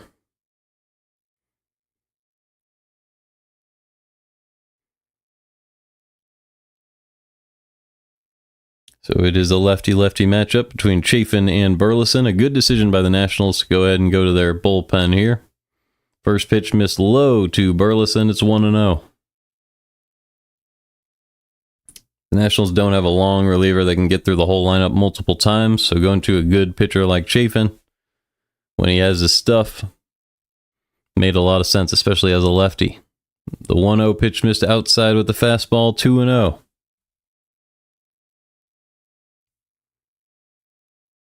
Although the problem with Chafin has been that he doesn't find the zone very consistently, so maybe I spoke too soon. We'll see what Burleson has in mind for us here with 2 outs and nobody on. The 2-0 pitch to Burleson.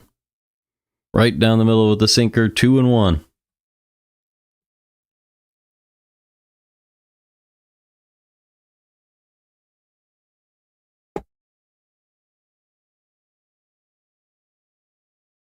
Two-one pitch to Burley. Ground ball playable at second base. Garcia throws it to low for out number 3. So we go to the 6th. It is still 2-0. Mikolas will go back to work in the top half of the 6th.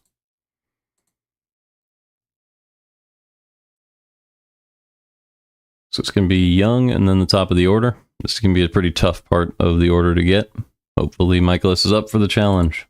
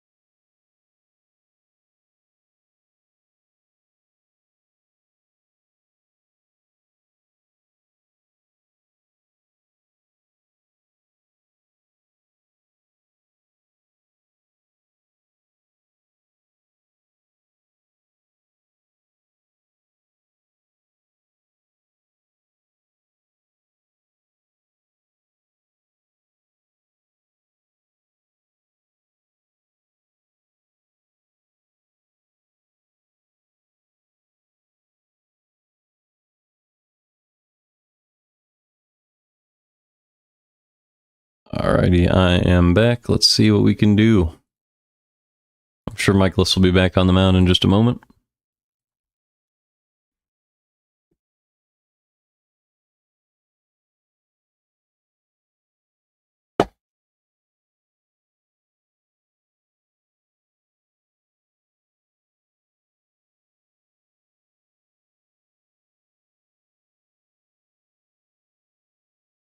Mikolas has been great in this one as he misses low with the sinker. It's 1-0.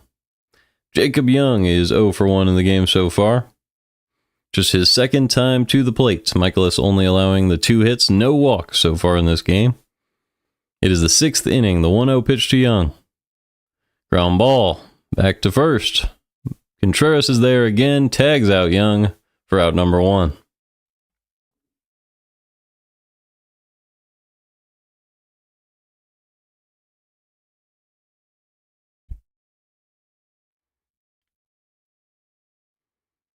So Mikolas continues to roll through their order, but he's going to have to face CJ Abrams again. Abrams already has a hit in this one. It was a double. The only extra base hit allowed by Mikolas all game. First pitch to Abrams in the 6th. Is a ground ball over to first. Contreras is there again. He flips it to Mikolas for out number 2. Contreras has had a ton of work at first base so far in this game. You almost never see a first baseman get this much play in the field, but Contreras continues to get it done. 10 groundouts achieved by Mikolas in this one, 6 strikeouts and just 1 ball in the air.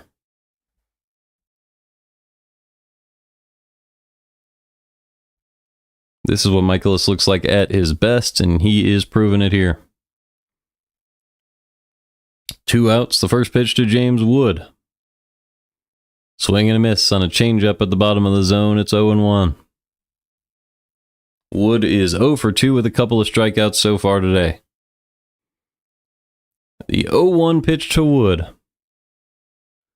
Driven the other way, that one's going to get into the seats, foul. 0-2. Wood thought he might have had extra bases there. Instead, he has an 0-2 count.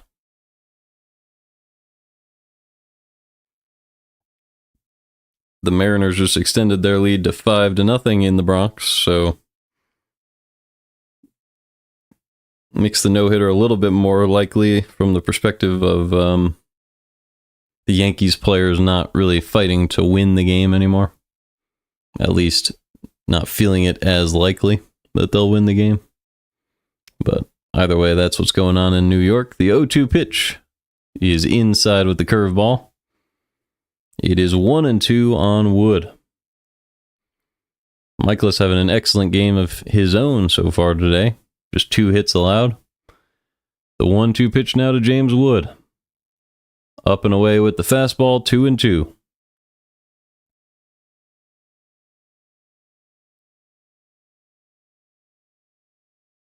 Mikolas trying to get through the 6th inning without having reached 70 pitches yet. The 2-2 pitch from Mikolas to Wood in the 6th. Pulled foul, still 2-2.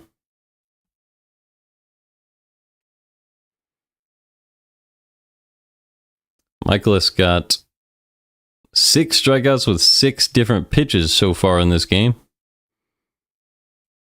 Actually, I'm not sure that's true. I think maybe he reused the sinker on a couple of strikeouts, but a lot of his pitch mix showing in this game. It's now 3-2 on Wood. He missed low with the sinker there. He's going to have to find the zone with this one as Luis Garcia Jr. waits on deck. He's had a lot of success against Wood in the past, so Mikolas should be able to attack the zone. The 3-2 pitch missed upstairs with a curveball, and that's ball 4.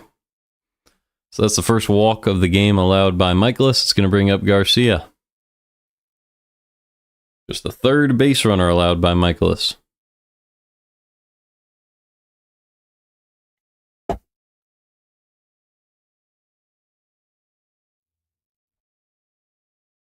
And Marmol is going to come out of the dugout. Is that it for Mikolas? Only 71 pitches? It feels like he's absolutely rolling. But that was a great outing from Miles Mikolas. You can't blame him at all. Great decision by Oliver Marmol. We're going to go to Steven Matz here in the 6th. Fantastic outing from Miles Mikolas, and he's getting a standing ovation at Busch Stadium. That's fantastic. 3 base runners allowed, 5 2/3 innings. Hopefully scoreless, but he is responsible for that man on first. So we'll get to take a look at Steven Matt's numbers. It's as good as you can hope for from Mikolas. Only 70 pitches, but you don't want him to throw forever. So the M&M gang pitching today, Mikolas and Matz. 4 pitching run value, 3.38 ERA, 1.15 whip. He's been good this year. He also has that same trait that Mikolas has. Very low walk rate, just 4.5% walk rate. Doesn't allow a lot of barrels, has that lefty-lefty advantage. Gets a good amount of ground balls as well. He's been really nice this year. Only thing he can really have happen to him is a lot of hard hit base hits. which is something that can get to you. We've seen it from Soroka. But we'll see if they stick with Luis Garcia Jr.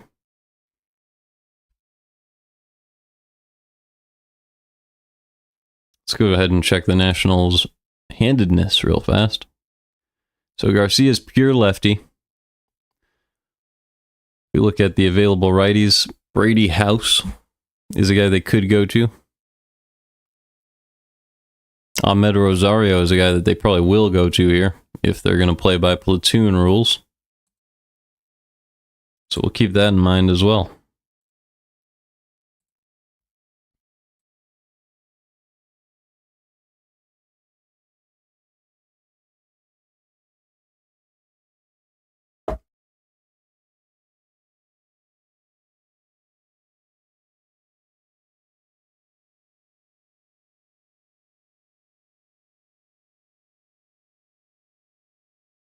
So Mikolas' day ends a little bit early. Mats will face Garcia, who stays in the game. Takes strike one, up and away. It's 0-1. That was the fastball. Good pitch from Mats there. Not much Garcia could do there unless he really saw that pitch well. The 0-1 pitch now to Garcia with a man on first and 2 outs. Broken bat, easy play for Donovan. He makes the catch at second base. And that closes the book for Miles Mikolas. He goes 5 2/3, scoreless. Cardinals lead 2-0. Great job by Mikolas and a great job by Mats to close that book. Due up, it looks like it's going to be Contreras, Nootbaar, and Arenado.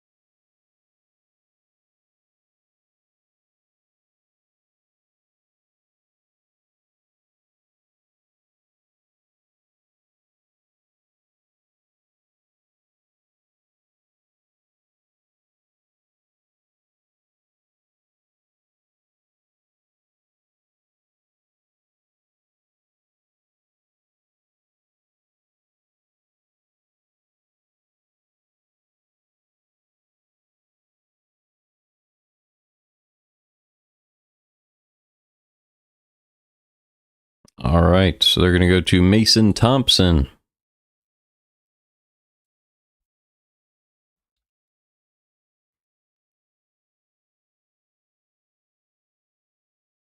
What the?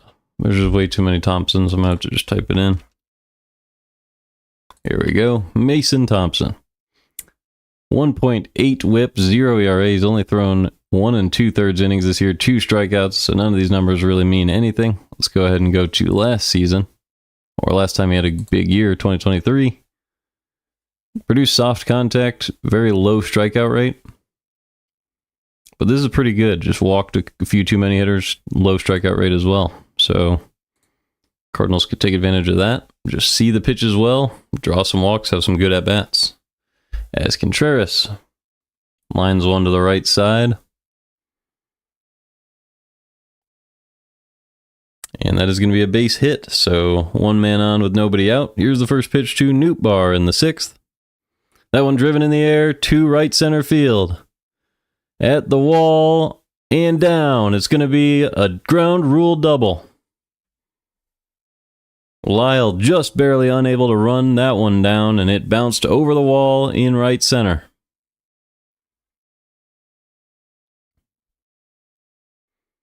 That one was really tough to read off the bat, but it was a fastball low and in. Nootbaar went down and got it, put the barrel on that. Didn't quite get it over the wall, but got it out of the reach of the right fielder, Lyle. And Young was playing too far in left field to have a chance at that. So it's a ground rule double. Runners at second and third with nobody out. It's going to bring up Nolan Arenado with a 2-0 lead. The first pitch is in there for strike one. He swung and missed at a fastball up and away. It's 0-1.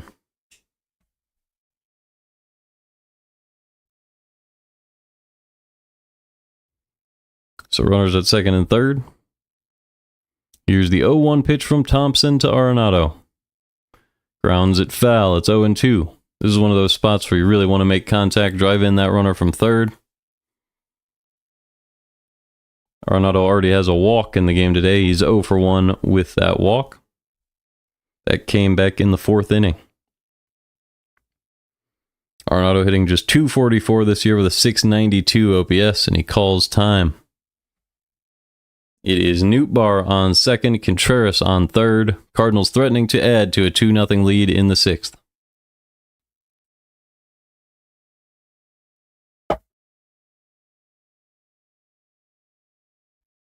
The 0-2 pitch from Thompson.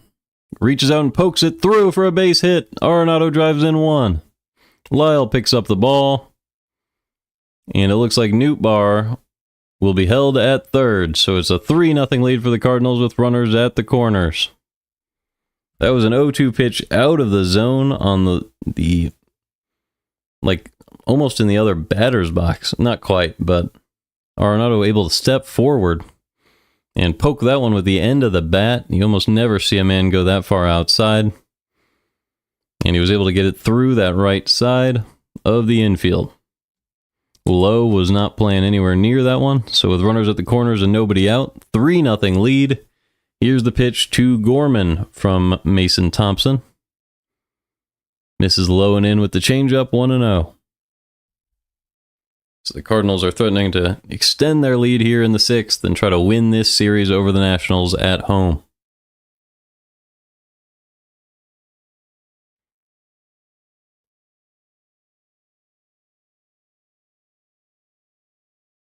The 1-0 pitch from Thompson to Gorman. Fouled back. That was a sinker right down the middle. 1-1.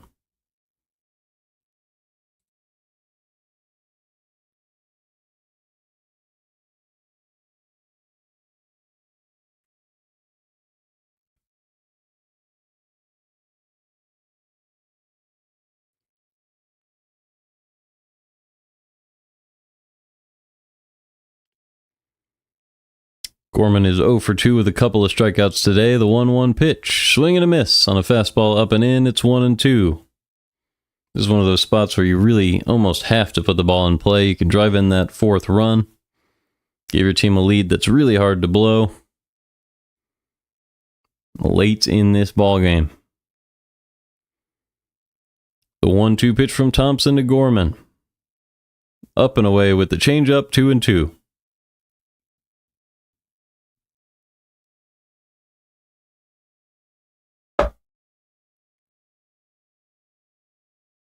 Good eye from Gorman there.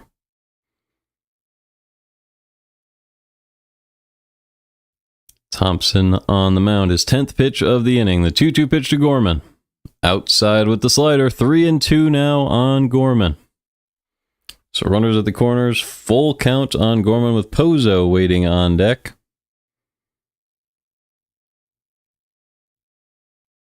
Pozo's a guy who almost always puts the ball in play, so you really got to throw a strike to Gorman here. The 3-2 pitch. Fouled off, still 3-2. Quick update on that game in New York. Yankees still trail 5-0 behind the Mariners. The Mariners still have a no-hitter going, so it's going to be the 8th and the 9th over there. But back to this one, runners at the corners, nobody out. The 3-2 pitch from Thompson to Gorman. Misses low, and that is ball 4. So Nolan Gorman draws a walk. The bases are loaded with nobody out. It's going to bring up Joel Pozo, and the Nats are going to have a conversation with Thompson. Or they might just be going to the bullpen again.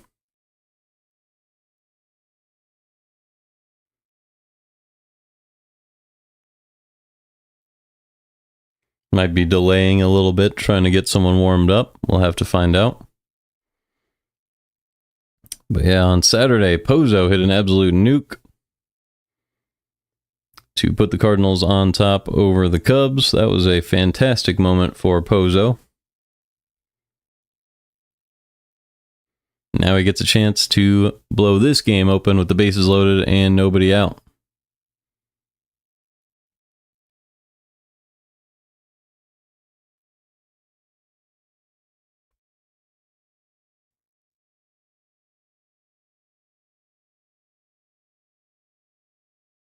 The no-hit bid has ended against the Yankees. The Yankees got their first hit against Brian Wu, so that is unfortunate. So Joel Pozo at the plate, bases loaded, nobody out in the sixth. The first pitch fouled off, 0-1. That was the sinker up and in. Pozo is really good at putting the ball in play.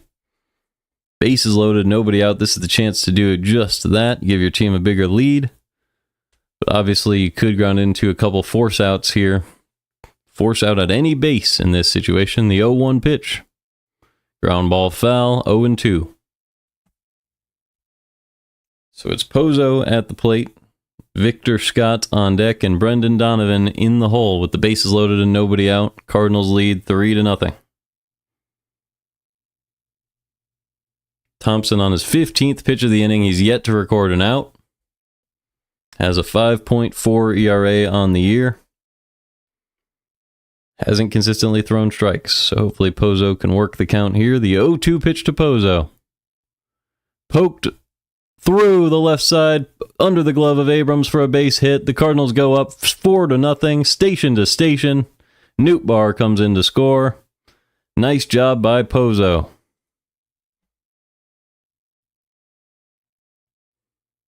That looked to be playable for Abrams.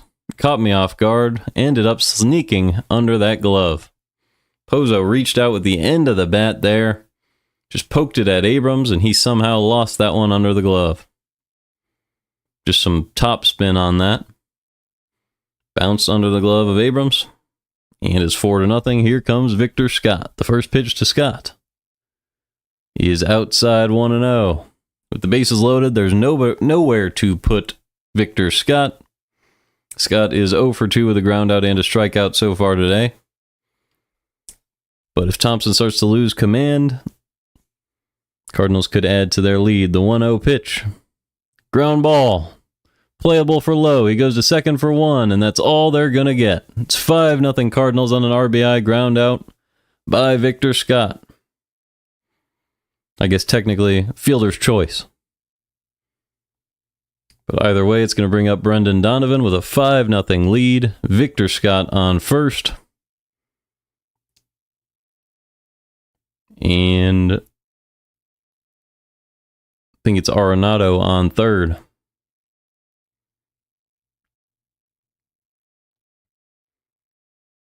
And that'll do it for Mason Thompson. So the Cardinals now lead 5-0, and a new member of the Nats bullpen coming in.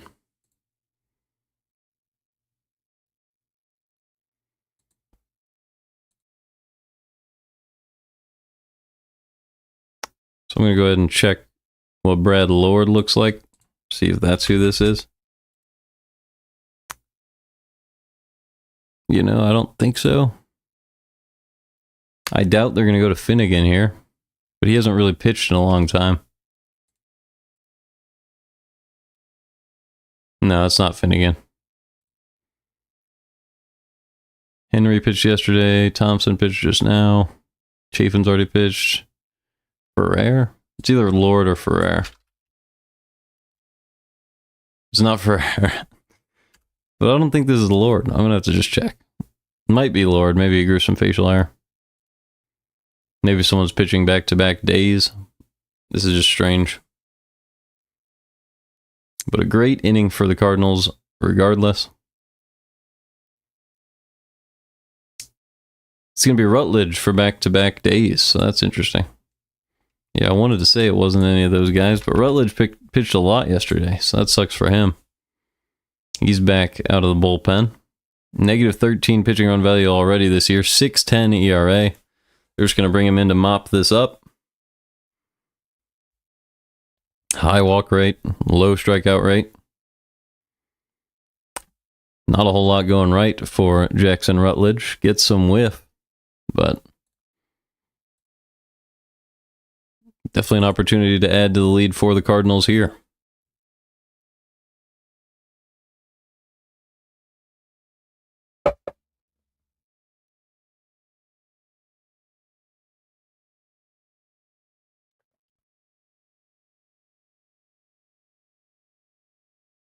Brendan Donovan at the plate. Runners at the corners. Jackson Rutledge on the mound. The first pitch.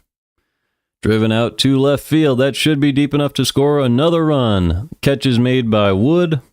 Throw comes into second, and the Cardinals lead 6-0. Nolan Gorman comes in to score.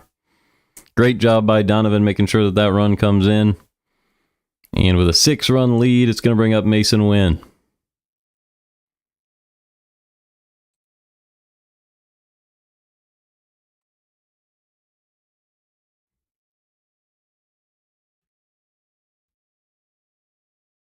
Wynn is 1 for 3 in the game today. Had a double off the wall in left field.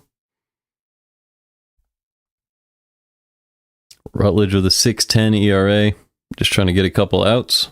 Mop up this situation here against the top of the Cardinal order. 2 outs. Man on first. The pitch to Wynn is outside 1-0.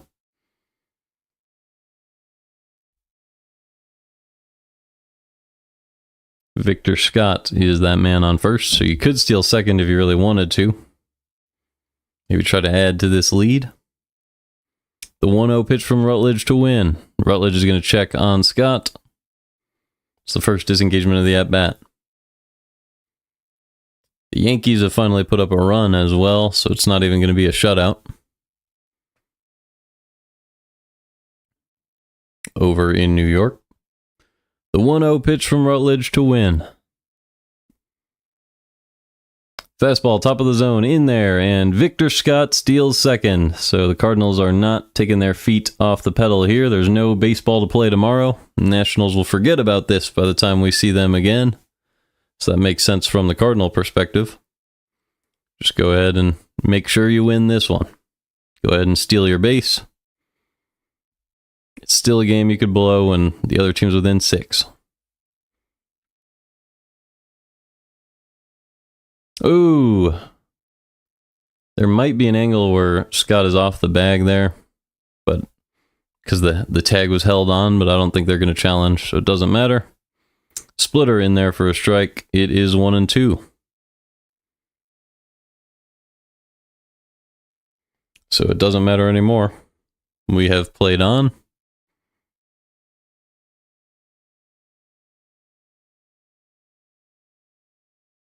Wynn at the plate. Scott on second. The 1-2 is outside, 2-2.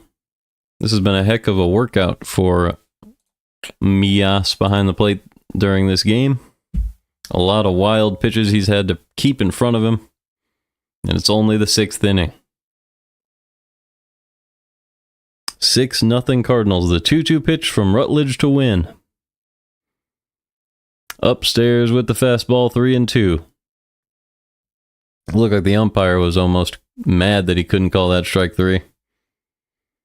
He's asking for the pitcher to put it a little closer. Because this has been a heck of a long inning for everybody. Except the Cardinals. The 3-2. Fouled back, still 3-2. Cardinals fans won't get enough of this. They can all appreciate a heck of an inning like this. Cardinals have 6 runs on 8 hits in the ballgame. Doing exactly what the game plan called for. Just driving the ball into the gaps, hitting a lot of singles. 3-2 pitch. Ground ball right side. That one's through for another base hit by Mason Wynn. It's going to get deep into that right field corner. And it's going to be another double for Wynn. Cardinals lead 7-0 in the 6th.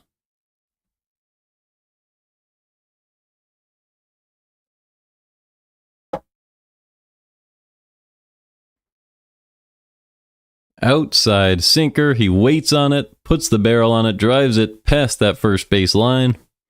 Perfectly done by Mason Wynn. 4 extra bases.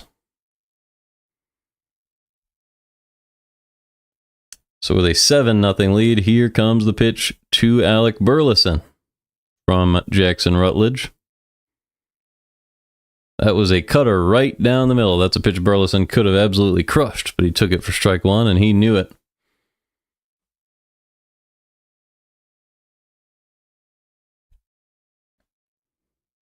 Two outs, win on second. The 0-1 pitch to Burleson. Ground ball foul, 0-2. That was a splitter at the top of the zone.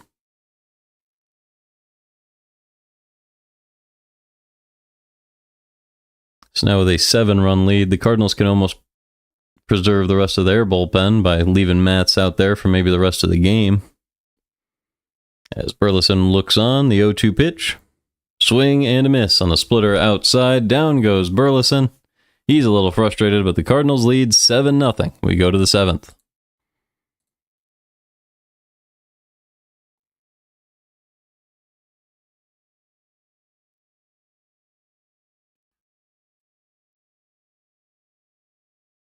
This can bring up Josh Bell.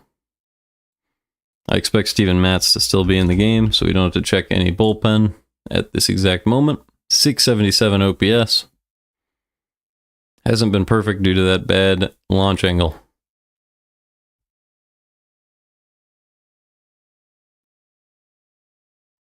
And I will be right back.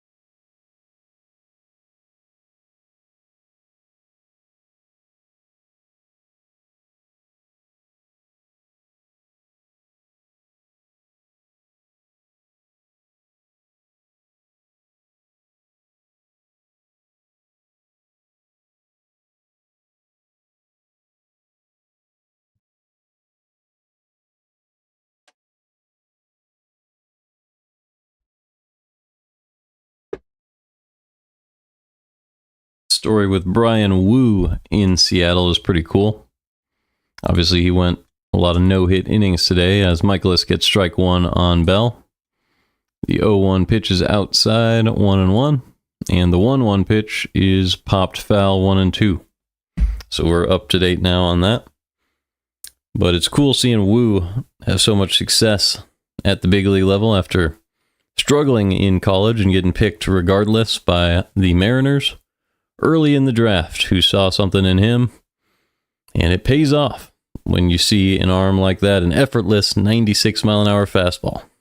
As Matz gets a ground out over to Arenado at third, Bell goes down for out number 1. That's going to bring up Nathaniel Lowe.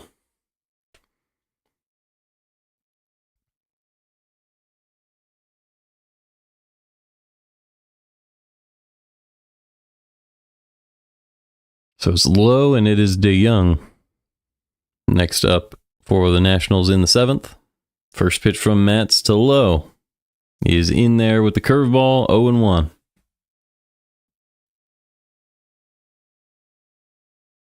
The 0-1 pitch misses upstairs with the sinker, 1-1.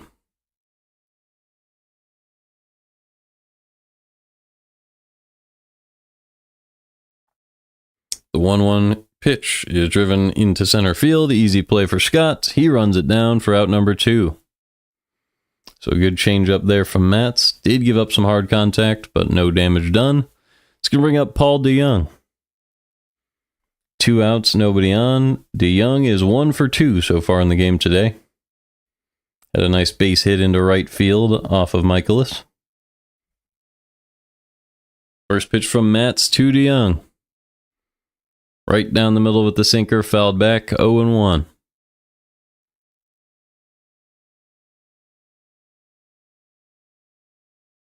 The 0-1 pitch from Matz.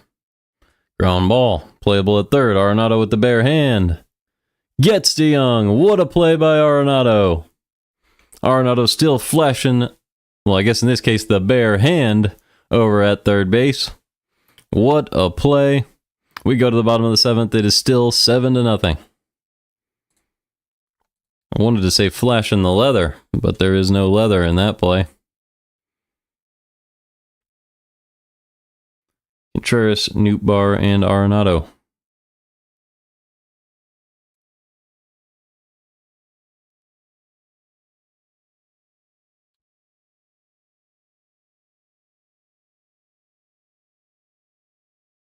All right, so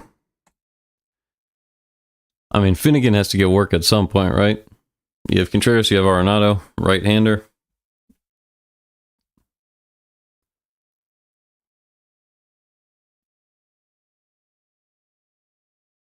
Rutledge has already pitched in back-to-back games. He is your long reliever, though, so maybe they just want him to keep going. I mean, I think that's a little dangerous at that point. I would just go to Brad Lord here, try to get through the inning. So I will pull up the Brad Lord statistics here.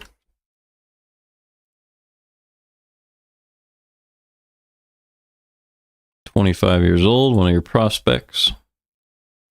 2022 draft. From South Florida. Doesn't give up very many barrels. Could just stick with Rutledge. Wouldn't be surprised to see that, but back-to-back games, I mean, how many pitches can a guy throw?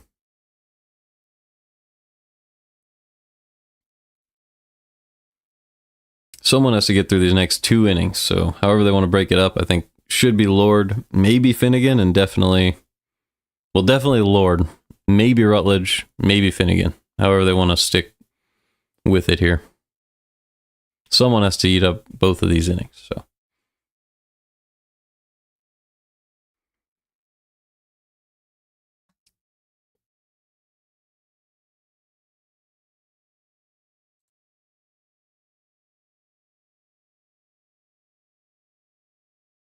So they're going to stick with Rutledge, who finds the zone with the slider. It's 0-1. Sucks to be Rutledge, I guess. He just has to throw back-to-back games, double-digit pitches. As Contreras drives one into center field. Back at the wall. And gone. A home run to dead center field for Wilson Contreras against Jackson Rutledge, and it's 8-0 Cardinals. 12th homer of the year, 52nd RBI. Went 406 feet, 105 off the bat.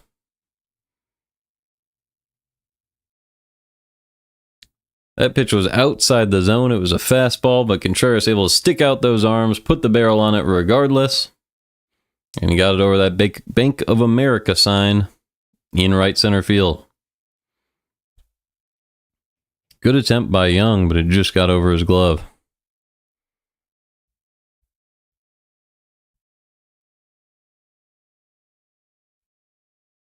It's really unfortunate for Rutledge, though, because his numbers get affected by this. He's pitching on a back-to-back. Double-digit pitches each time. This is his 2nd inning of this game. Can't put a guy in a worse spot than that. And it's going to bring in Hampson. Hampson's in the game now over Nootbaar.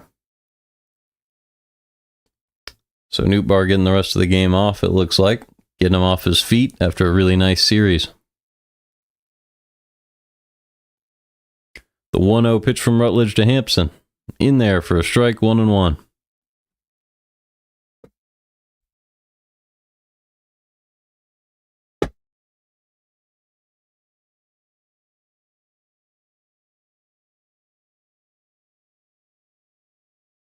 The 1-1 pitch from Rutledge to Hampson.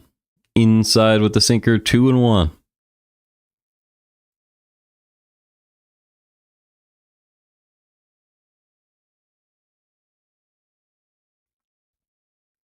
Nobody on, nobody out in the bottom of the 7th. The 2-1 pitch is popped foul. 2-2 now on Hampson. Hampson yet to hit a home run this year, has just 1 RBI, 496 OPS.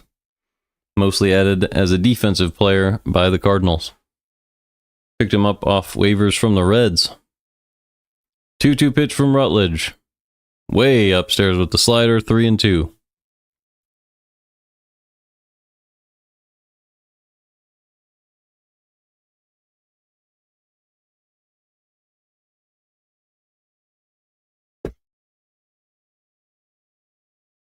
Three-two pitch to Hampson, right down the middle for strike 3. Down goes Hampson. It's going to bring up Nolan Arenado. So Hampson is 0 for 1. That'll probably be his only at-bat of the game, but you never know. Arenado is 1 for 2 in the game today. Has a walk and an RBI. Also scored a run.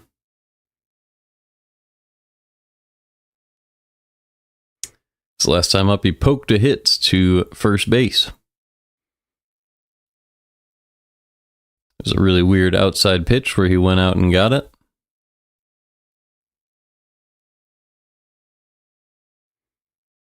Here's the 1-0 from Rutledge to Arenado. Swing and a miss on a fastball outside. It's 1-1.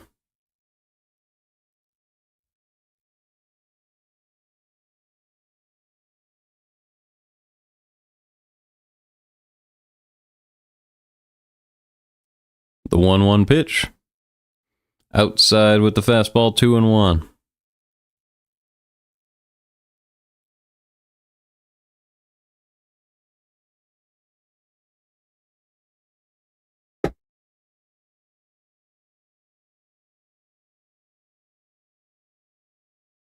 Sinker caught the upper outside corner, 2-2. Rutledge had 23 pitches in this one. He already threw double-digit pitches yesterday. If I were the Nationals, I would hold him to just this inning, if anything. 2-2 pitch to Arenado. Outside with the sinker, 3-2.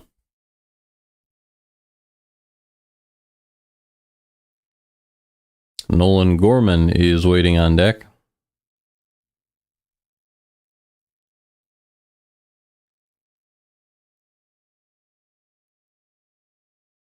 All 3 of these next 3 hitters all have a walk in this game. Arenado, Gorman, and Pozo.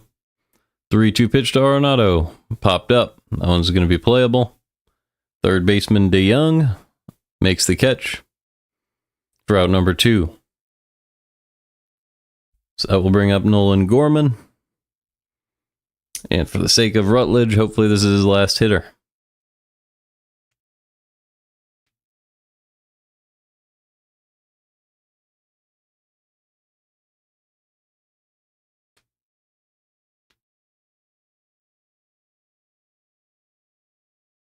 First pitch to Gorman. Low and in, swing and a miss with the cutter. It's 0-1.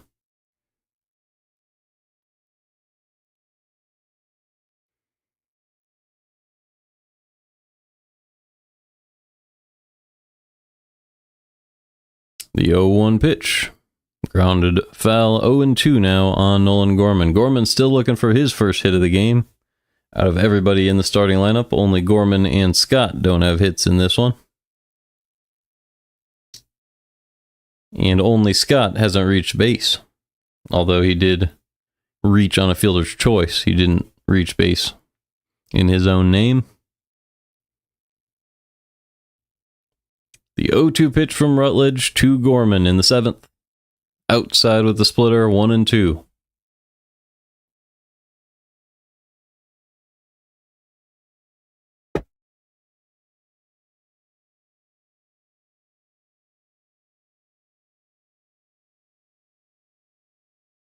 The 1-2 pitch. Outside with the splitter, 2-2.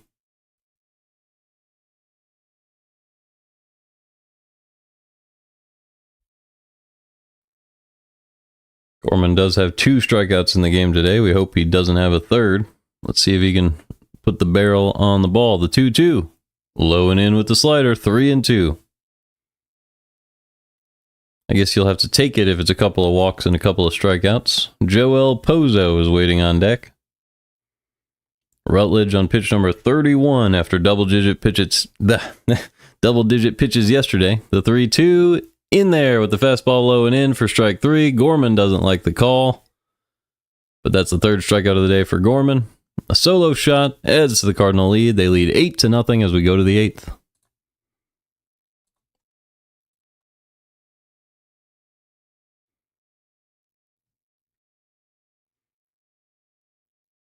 So Lyle, Mias, and Young. Metz should probably stay in the game. He's only thrown 11 pitches. So that makes this pretty easy. I don't think we need to look at the hitters anymore. Just takes a longer look at Metz.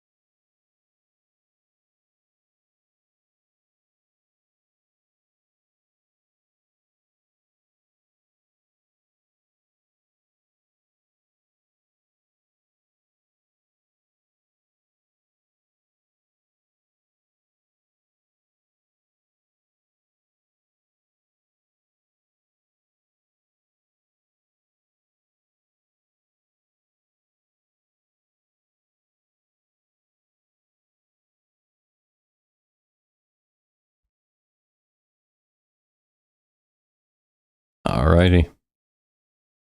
Top of the 8th. The Nats have just 2 hits in the ballgame, 0 runs. The Cardinals have 8 runs on 10 hits. Kyle Leahy coming in the game to try to eat these last couple innings, so that's a little surprising.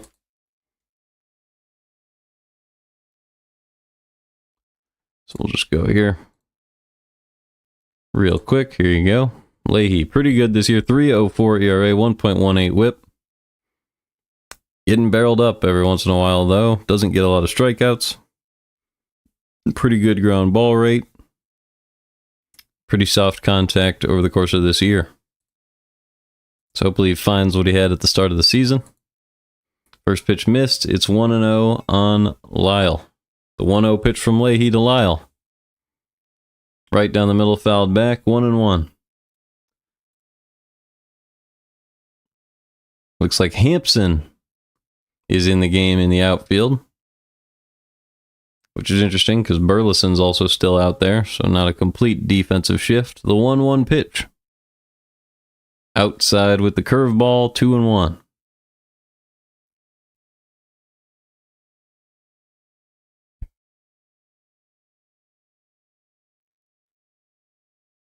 Two-one pitch from Leahy to Lyle. Inside with the slider, 3-1. Looks like the Yankees are up in the bottom of the 9th. They have 2 men on. They're threatening to come back in this game that was initially very close to being a no-hitter. Winning run at the plate in that one. The 3-1 pitch is low. That's ball 4. So Leahy walks Lyle. It's going to bring up Drew Mias. Cardinals lead this one 8-0 in the 8th. Nobody out. 1 man on.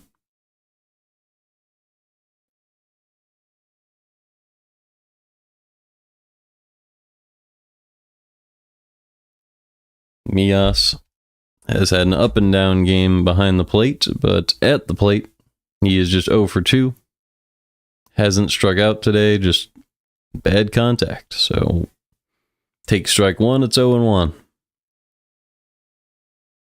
Cardinals playing him to pull. They have Arenado halfway to second base. Playing where a shortstop would normally play, the 0-1 pitch. In there with the slider, 0-2. Mikolas with a couple of ground balls so far in this game. He has a 111 average on the year. 422 OPS. Here's the 0-2 pitch from Leahy to Mikolas. Outside with the curveball, 1-2.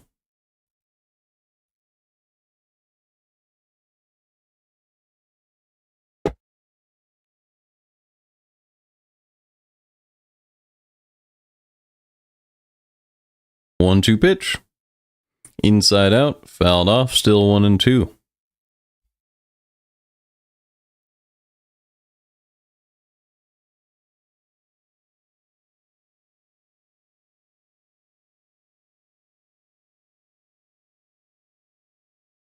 One-two pitch from Leahy to Mikolas. Ground ball. First base, Contreras. They're going to call it foul. Contreras doesn't agree.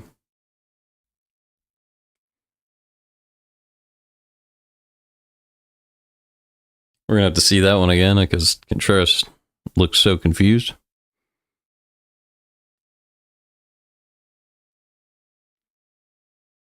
Nope, they didn't show it to us again, but whatever. Contreras might have been messing with everybody. Who knows? The 1-2 pitch from Leahy to Mikolas. Outside with the fastball, 2-2. Mikolas does have a 250 average. He's probably, 1 for 4 with 2 strikes this season. Does have 1 RBI. The 2-2 pitch popped up and into the seats. Still 2-2. So a long at bat for Mikolas. Leahy having to work a little bit in this 8th inning. It's Leahy now, and hopefully in the 9th as well. But he'll have to settle in. The 2-2 pitch to Mikolas. Sweeper gets chopped up the middle for a base hit. So now the runners are going to be at the corners with nobody out in the 8th. So Mikolas with a fantastic at-bat ends up chopping one up the middle, right where the defense can't get it. Wasn't super hard contact, was on the ground, but Leahy gets a little unlucky. And that sweeper results in a base hit. Perfect location from Mikolas. And with runners at the corners and nobody out, it's going to bring up Jacob Young. Young's a guy who can get on base. He can also steal bases. The pitch. Fouled off, 0-1.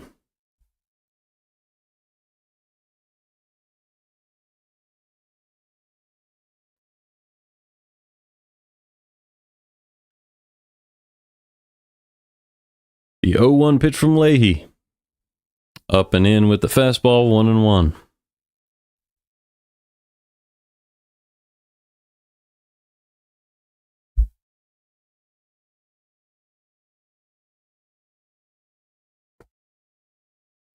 The 1-1 pitch from Leahy to Young.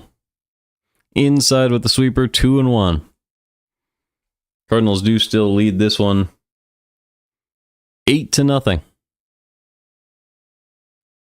With runners at the corners and nobody out in the top of the 8th. The 2-1 pitch to Jacob Young is in there with the fastball, 2-2. Munoz over in the Mariners game, which I'm keeping track of because it was almost a no-hitter, just walked Rice, which allows the bases to be loaded. But Young grounds one over to third. Arenado to second for 1. Donovan with the turn. That's a double play. Jacob Young grounds into a double play. It's 8-1 Cardinals. That one did allow the run to score. But a great turn by Arenado. And the bases are now empty for the Nationals.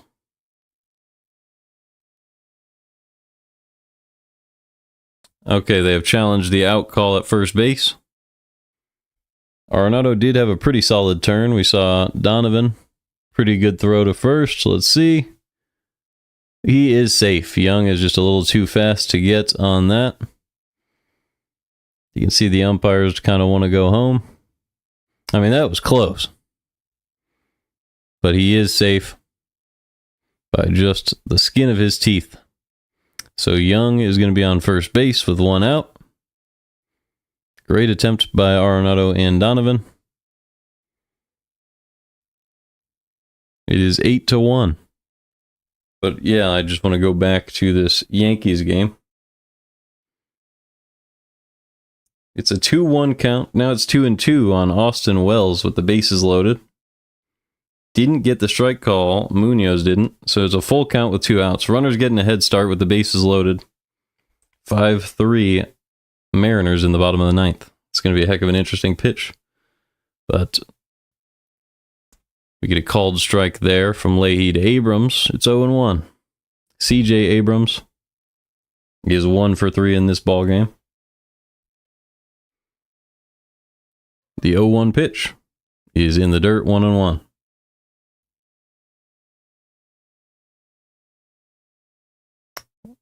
Wells hit a base hit to right field, and it's 5-5 in New York. So the no-hit bid is over, and the game is tied, so that one might go to extra innings. The 1-1 pitch to Abrams is grounded to the left side. Arenado is there. He's going to try to turn this one. Mason Wynn with the turn. They got him. Abrams slowed down ahead of the first base bag. The lack of hustle is going to cost him, and it is a double play. I don't think Abrams expected that at all. Yeah, he chopped his steps and got gunned down by Wynn. Abrams, that one is not going to go over well in the locker room. 8-1 Cardinals. We go to the bottom of the 8th. I do just want to go over this Yankees game. I mean, holy smokes.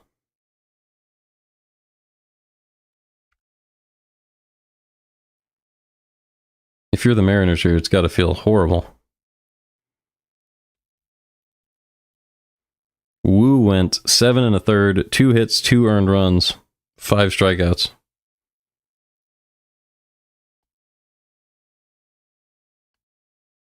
And now Munoz has allowed the winning run to reach second base and the game to be tied in the 9th.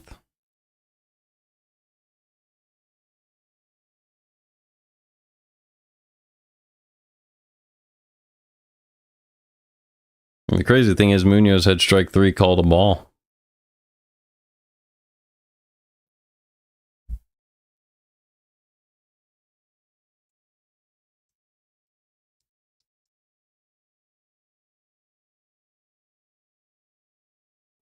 Who do I have on the screen? Oh, Kyle Leahy. Yeah, Leahy's not even out here anymore, so let's go get Pozo.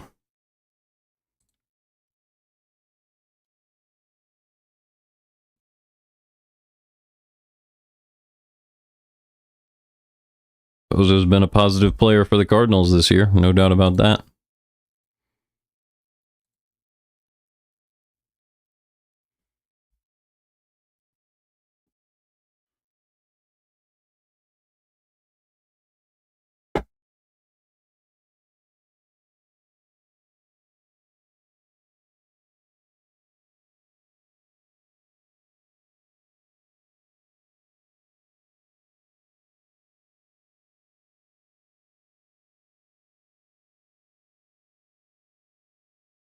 Yankees, Mariners just went into extra innings, so I would watch out for that. Kyle Finnegan going to get in the game for the Nationals. He is their closer, but he just hasn't had any work in a long while. It's always fun to check in on his numbers, though, because he's a good pitcher. 1.08 whip, 2.43 ERA. Pretty low walk rate. Gets very soft contact this year. Actually, on average, it's a little above average, but just doesn't get hit super hard very often. And gets ground balls, and that's all you really need. As Pozo pops one into left field. And on the run, the catch is made by Wood. So 1 out in the 8th. That's going to bring up Victor Scott II.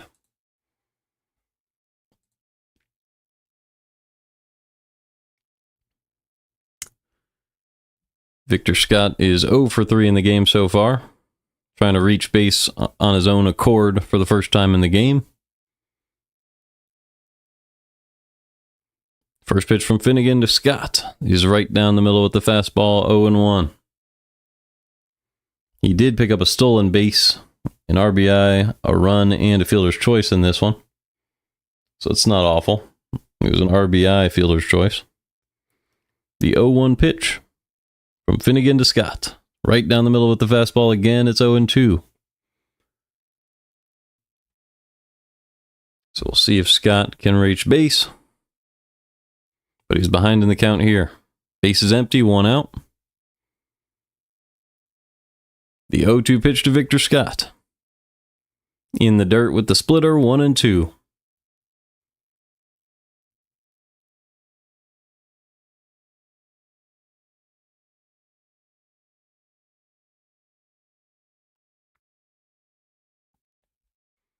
The 1-2 pitch from Finnegan to Victor Scott II. Up and away with the fastball, 2-2.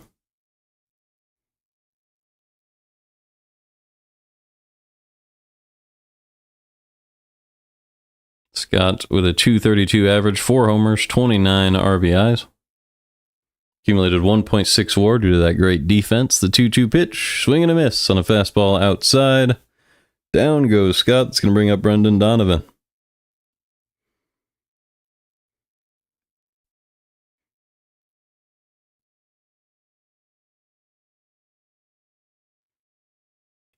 Looks like the Yankees are able to get that first out of the 10th inning without allowing the man on second, the Manfred man, to advance. So the Yankees might actually come back and win. First pitch to Brendan Donovan here in the 8th inning. Up and away with the fastball, 1-0. Cardinals lead the Nationals 8-1. In the bottom of the 8th.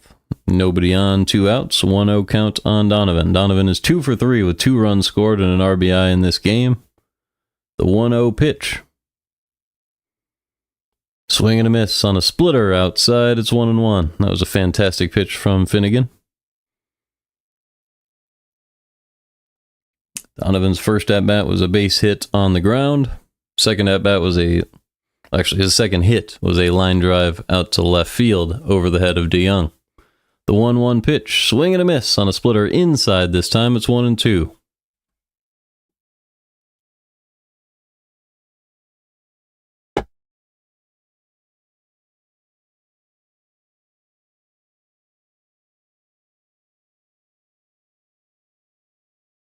One-two pitch to Donovan.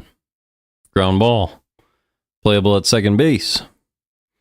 And the out is recorded by Garcia, so we go to the 9th. The Cardinals lead 8-1. Great inning from Finnegan.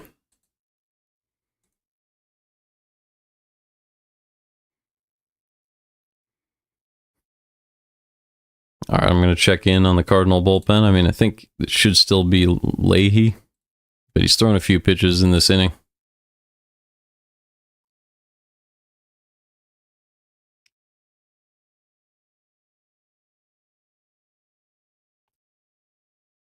Yeah, Leahy hadn't pitched in a while. Through 18 and then 17 on back-to-back days.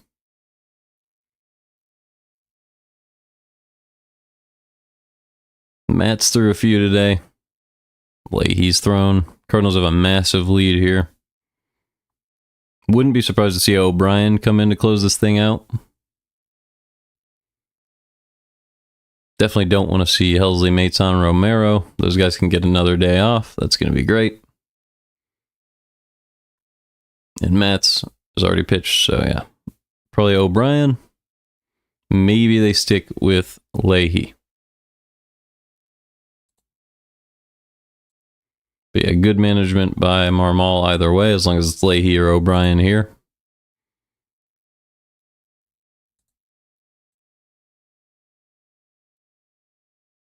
It's pretty flexible when you have a lead like this. You get a lot more nitpicky when it's just like a 1 or 2 run game, but Mikolas did so well.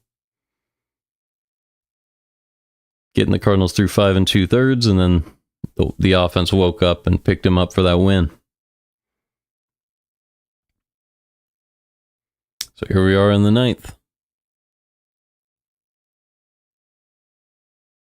James Wood, Luis Garcia, and Josh Bell. As Kyle Leahy is going to stay in the game. He's already thrown 21 pitches. So he's just going to have to get these 3 outs.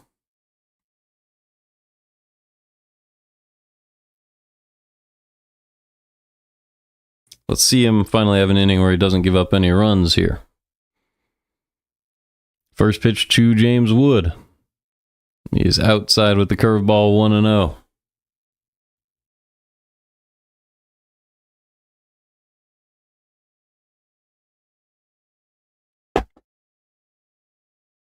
Curveball caught the bottom of the zone. It's 1-1.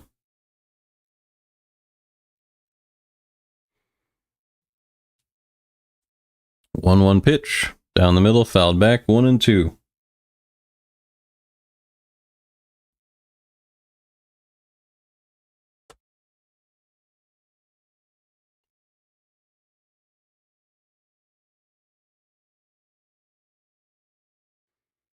One-two pitch in the dirt. It is 2-2 on James Wood.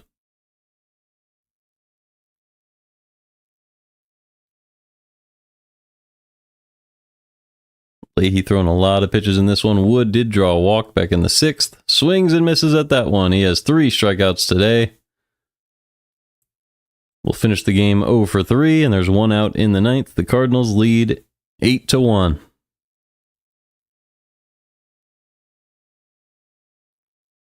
It's going to bring up Luis Garcia Jr. Garcia is 0 for 3. He's yet to strike out today, just putting the ball in play and not getting any hits with that. First pitch from Leahy's in there with the curveball, 0-1.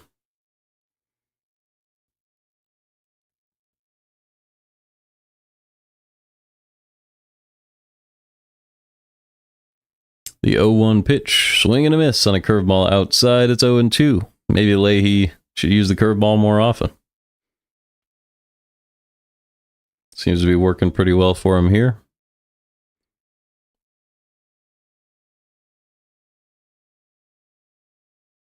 The 0-2 pitch, low and in with the 4-seam. 1-2 now on Garcia.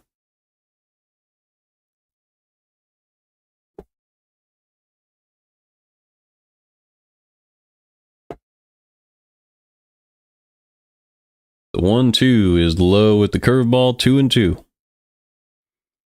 Busch Stadium still very full. All these guys stay until that final pitch. It's always a good atmosphere at Busch when the team is playing well. The 2-2 pitch from Leahy to Garcia. Popped into left field. That one is going to be caught on the run by Hampson. Good jump by Hampson for out number 2. So that's going to bring up Josh Bell for the final out.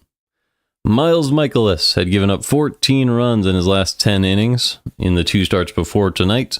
He gave up 0 tonight in 5 2/3 innings. Had 6 strikeouts during that time, just 1 walk. Great game from Mikolas. Now Leahy, first pitch, swing and a miss on a changeup outside. It's 0-1. Just facing Josh Bell, trying to end this one.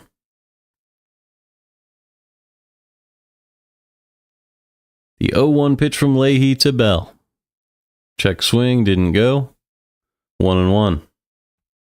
Bell is 0 for 3 with 3 groundouts so far today. We'll see if Leahy can maybe get a strikeout instead, you know. He already has 1. The 1-1 pitch to Bell. Ooh, that one looked like a strike, but doesn't get the call. It was in the zone, 2-1. Obviously, that one was off the glove of Pozo, so you don't blame the umpire.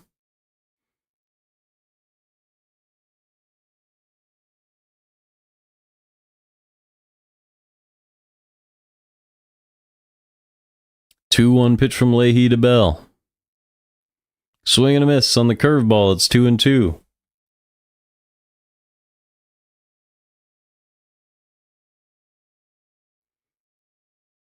I might provide a little bit of bonus coverage after this. Just on a whim. As here's the 2-2 pitch from Leahy to Bell. In the dirt, it's going to get past Pozo, 3-2.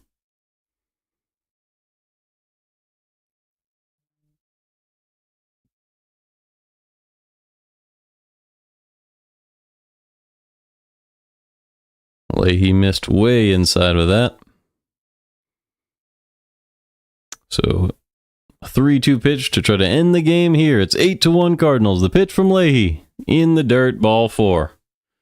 So Kyle Leahy misses. And there's 1 man on with 2 outs in the 9th. The game I was about to bring up is the Yankees-Mariners game once again. It is Aaron Judge at the plate with the bases loaded and just 1 out in the 10th. It's 5-5. So if Judge It's even a fly ball. The Yankees will win tonight. But here's the pitch to Lowe. It is low and in with the fastball, 1-0. Leahy up at 38 pitches, just trying to get this last out.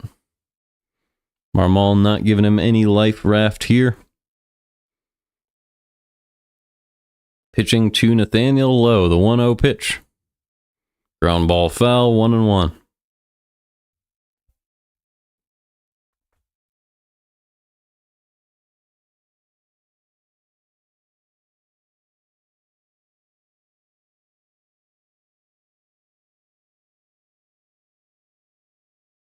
The 1-1 pitch from Leahy to Lowe. Fouled back. 1-2.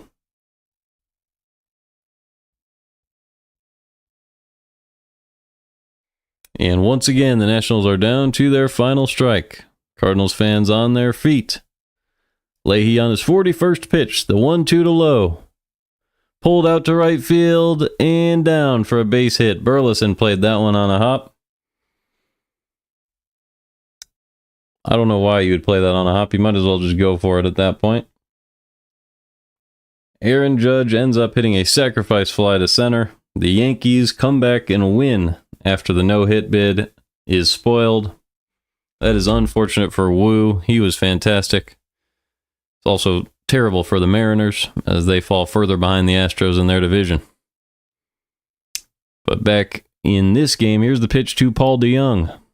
It is low and away with the slider, 1-0. I'm surprised Leahy's still in the game. He's thrown 42 pitches. He might as well be a starter.